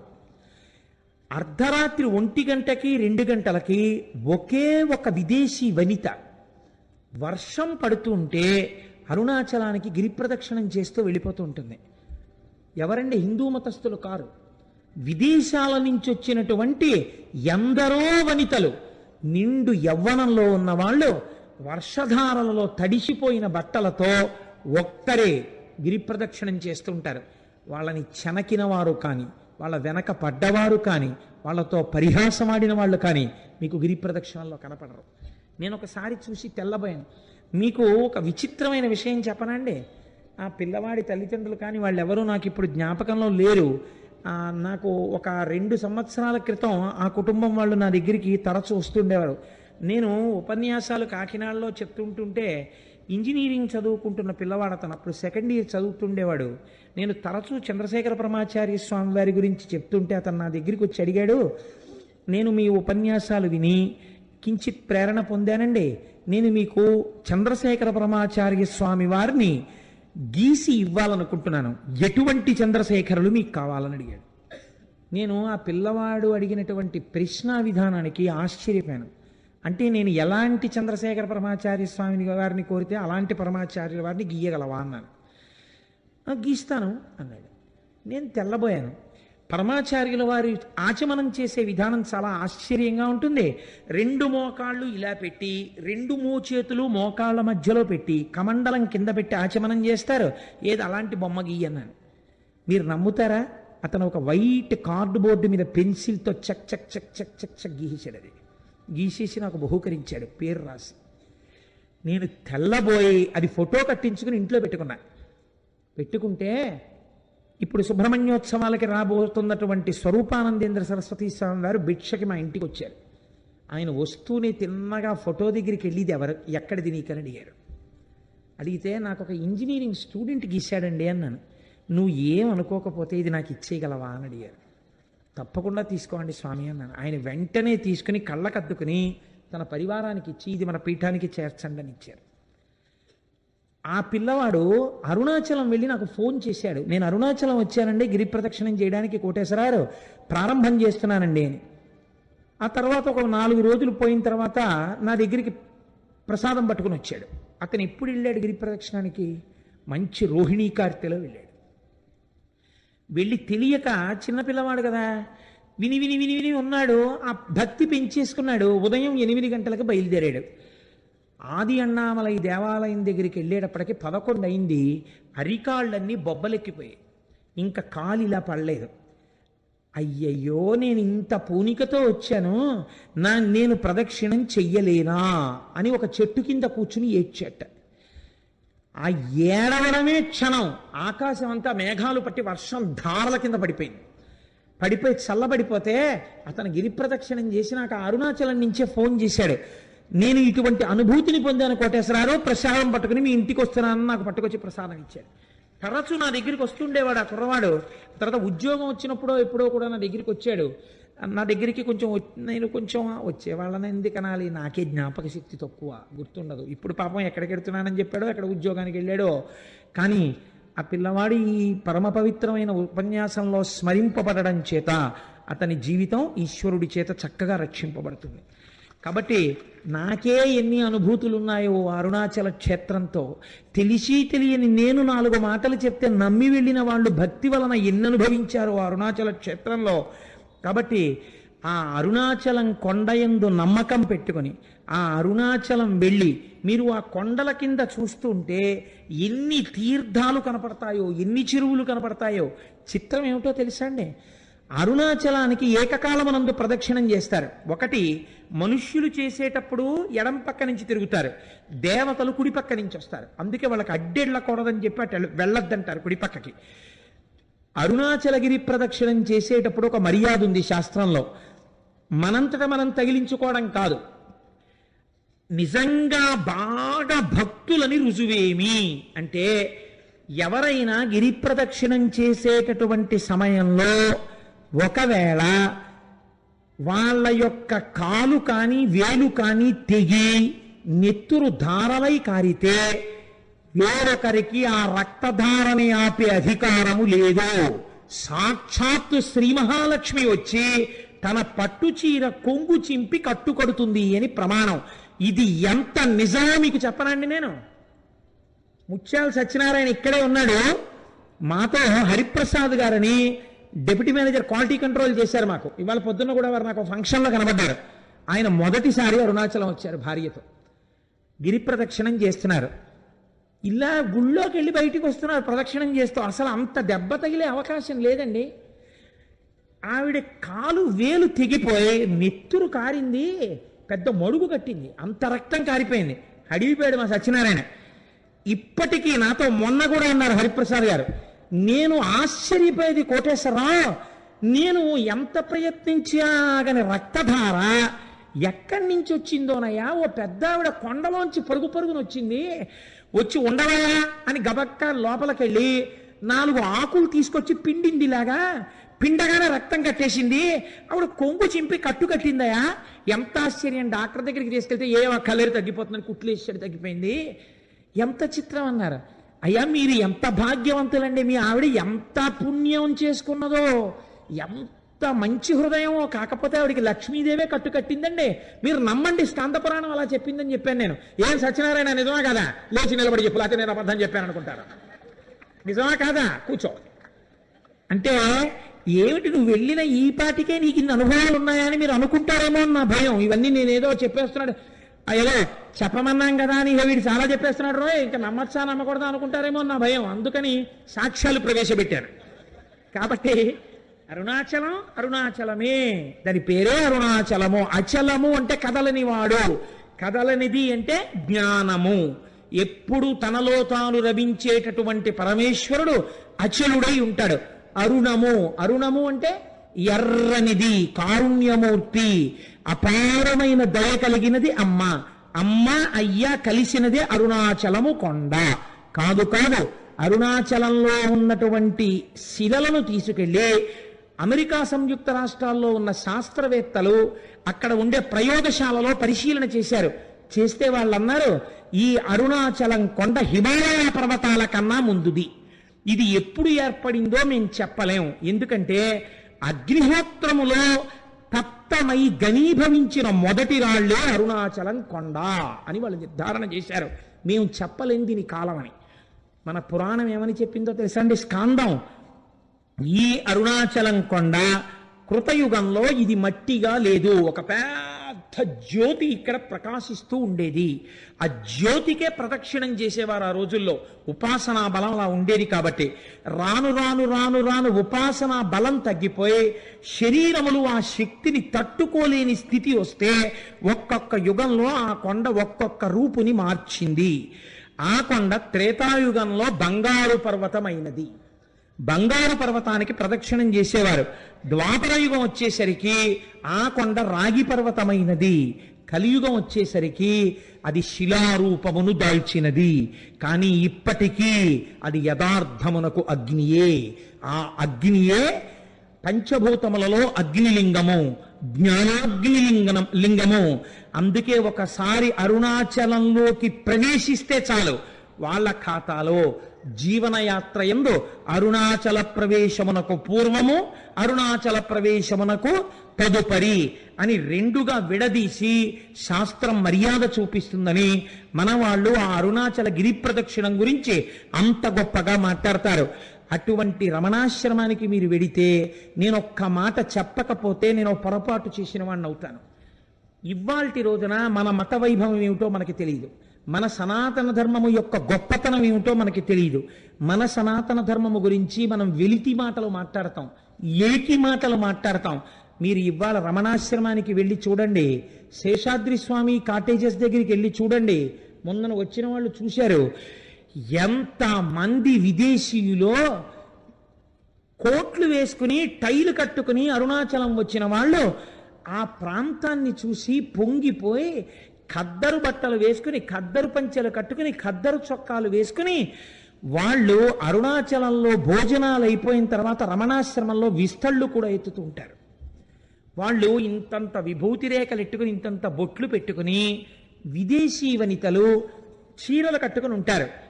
కట్టుకుని వాళ్ళు అక్కడ కూర్చుని సంస్కృతంలో ఉన్నటువంటి శ్లోకాలని ఇంగ్లీష్లో రాసుకుని అందరి దగ్గర తెలుసుకుని ఉచ్చారణ నేర్చుకుని చక్కగా వాళ్ళు నిజంగా శ్లోకాలు చదువుతుంటే అసలు ఏమి సాధనరా అనిపిస్తుంది. మీకు నేను ఒక సంఘటన చెప్తాను. నేను ఒకసారి అరుణాచలం వెళ్ళినప్పుడు బాగా తెల్లవారుజామున కొండల మీద కెడితే బాగా తపస్సులో కొన్ని సంవత్సరాల నుంచి ఉన్నటువంటి వాళ్ళ గుహల దగ్గర పాలు పిట్టొచ్చే వాళ్ళు కనపడతారు అని చెప్పారు. అప్పట్లో నేను మా పినమామ గారితో ఎక్కువ వెడుతుండేవాడిని. ఆయన్ని తీసుకుని కొండ మీదకి వెళ్ళాను. అయితే ఇంకా చీకటి విడవలేదు. అప్పటికే ఒక ఫారినరు, ఒక ఫారిన్ లేడీ, దేవర్ యంగ్ కపుల్, వాళ్ళిద్దరు దిగొస్తున్నారు. దిగొస్తుంటే మా పినమామ గారికి గబగబా వెళ్ళి, కొంచెం దూకుడు మనస్తత్వం ఉన్నవారు, సంతోషం ఎక్కువ ఉన్నవారు, ఆ వాళ్ళ దగ్గరికి వెళ్ళి వాళ్ళని సంతోషంగా మీరు ఎక్కడికి వెళ్ళి వస్తున్నారు అని అడిగారు. అడిగితే ఆవిడంది, ఇక్కడ నేను బాగా దూరంగా కనపడేటటువంటి ఆ గుహలో ఒక యోగి తపస్సు చేస్తున్నాడు, కేవలముగా అస్థిపంజరం ఎలా ఉంటుందో అంత శుష్కించిపోయాడు. కన్నంలోంచి మాత్రమే చూడమని పాలాయన చెప్పాడు నాకు. నేను కన్నంలోంచి చూశాను, కానీ నాకు ఆయన శరీరంలోంచి కొన్ని వేల వోల్ట్ల బల్బు వెలుగుతున్నట్లు కాంతితో నాకు దర్శనమైంది. ఇతను అక్కడ పాల కుండ ఒకటి పెట్టి వస్తుంటాడు ఒక పిడతతోటి. మరునాడు వెళ్ళేటప్పటికి తాగి ఖాళీ పిడత ఉంటుంది, తాగకపోతే ఇంకొక పాల పిడత పెట్టొచ్చేస్తుంటాడు. అటువంటి తపశ్శక్తితో ఉన్న మహాపురుషుణ్ణి చూశాను అంది ఆవిడ. అంటే మా పినమామ గారు ఆవిడికి వెరీ గ్లాడ్ మా దేశం వచ్చి మీరు ఇటువంటి చూశారు అని ఇలా షేక్ హ్యాండ్ ఇచ్చారు. అంటే ఆవిడ షేక్ హ్యాండ్ ఇవ్వకుండా ఇలా నమస్కారం చేసింది. You are really great that you have born in a country like India. You are saying that you are staying in Kakinada. By undertaking one night's journey, you are capable of coming to Tiruvannamalai and see such holy men. But we are cursed. We are staying in a remote place like America, where we cannot see such holy men. I prostrate before you. I don't want to shake my hand with you. You people belonging to Sanatana Dharma, you people belonging to Hindu religion are really great by virtue of your birth itself. We prostrate before you. అన్న దంపతులు ఇద్దరు సాష్టాంగ నమస్కారం చేశారు. కేవలం సనాతన ధర్మంలో మనం పుట్టినందుకు, పుట్టలేకపోయామని ఏడ్చి వాళ్ళు సాష్టాంగ నమస్కారం చేశారు. ఇటువంటి అమృత భాండం, ఇటువంటి ఐశ్వర్యవంతమైన ఇంట పుట్టి అడుక్కు తిన్నవాడు ఎంతటి అయోగ్యుడో, ఇటువంటి సనాతన ధర్మంలో పుట్టి దీని మీద విలితి ప్రసంగాలు చేసేవాళ్ళు అంతటి అవివేకులు. అంతటి గొప్ప అరుణాచలం. ఒక్కసారి ఆ నామాన్ని స్మరిస్తే చాలు, ఒకసారి గిరి ప్రదక్షిణం చేస్తే చాలు, ఒక్కసారి ఆ రమణుల ఆశ్రమంలోకి వెడితే చాలు, అరుణాచలేశ్వర దర్శనం చేస్తే చాలు. నిజానికి ఈ అరుణాచలం గురించి నాకు ఒక 10 రోజుల ప్రసంగం చెయ్యాలనుంది. కానీ శివమహాపురాణం టాపిక్ అయినప్పుడు అంతా నేను వెళ్ళకూడదని ఇవాళ త్రయోదశి తిథి నాడి ప్రదోష వేళ అరుణాచలం గురించి మాట్లాడాలి అని ఇవాళ అరుణాచలం గురించి మాట్లాడాను. రేపటి రోజున భగవాన్ రమణుల గురించి మాట్లాడతాను. ఇవాళ మనం ఇంత చక్కటి విషయాన్ని విని ఉన్నాం కాబట్టి మన అందరికీ ఆ ఈశ్వరానుగ్రహము కలుగుట కొరకై నేనంటాను, మీరనండి. ఒక్క 3 మార్లు ఆ నామం చెప్పి మనం బయలుదేరదాం. అరుణాచల శివ, అరుణాచల శివ, అరుణాచల శివ, అరుణ శివ.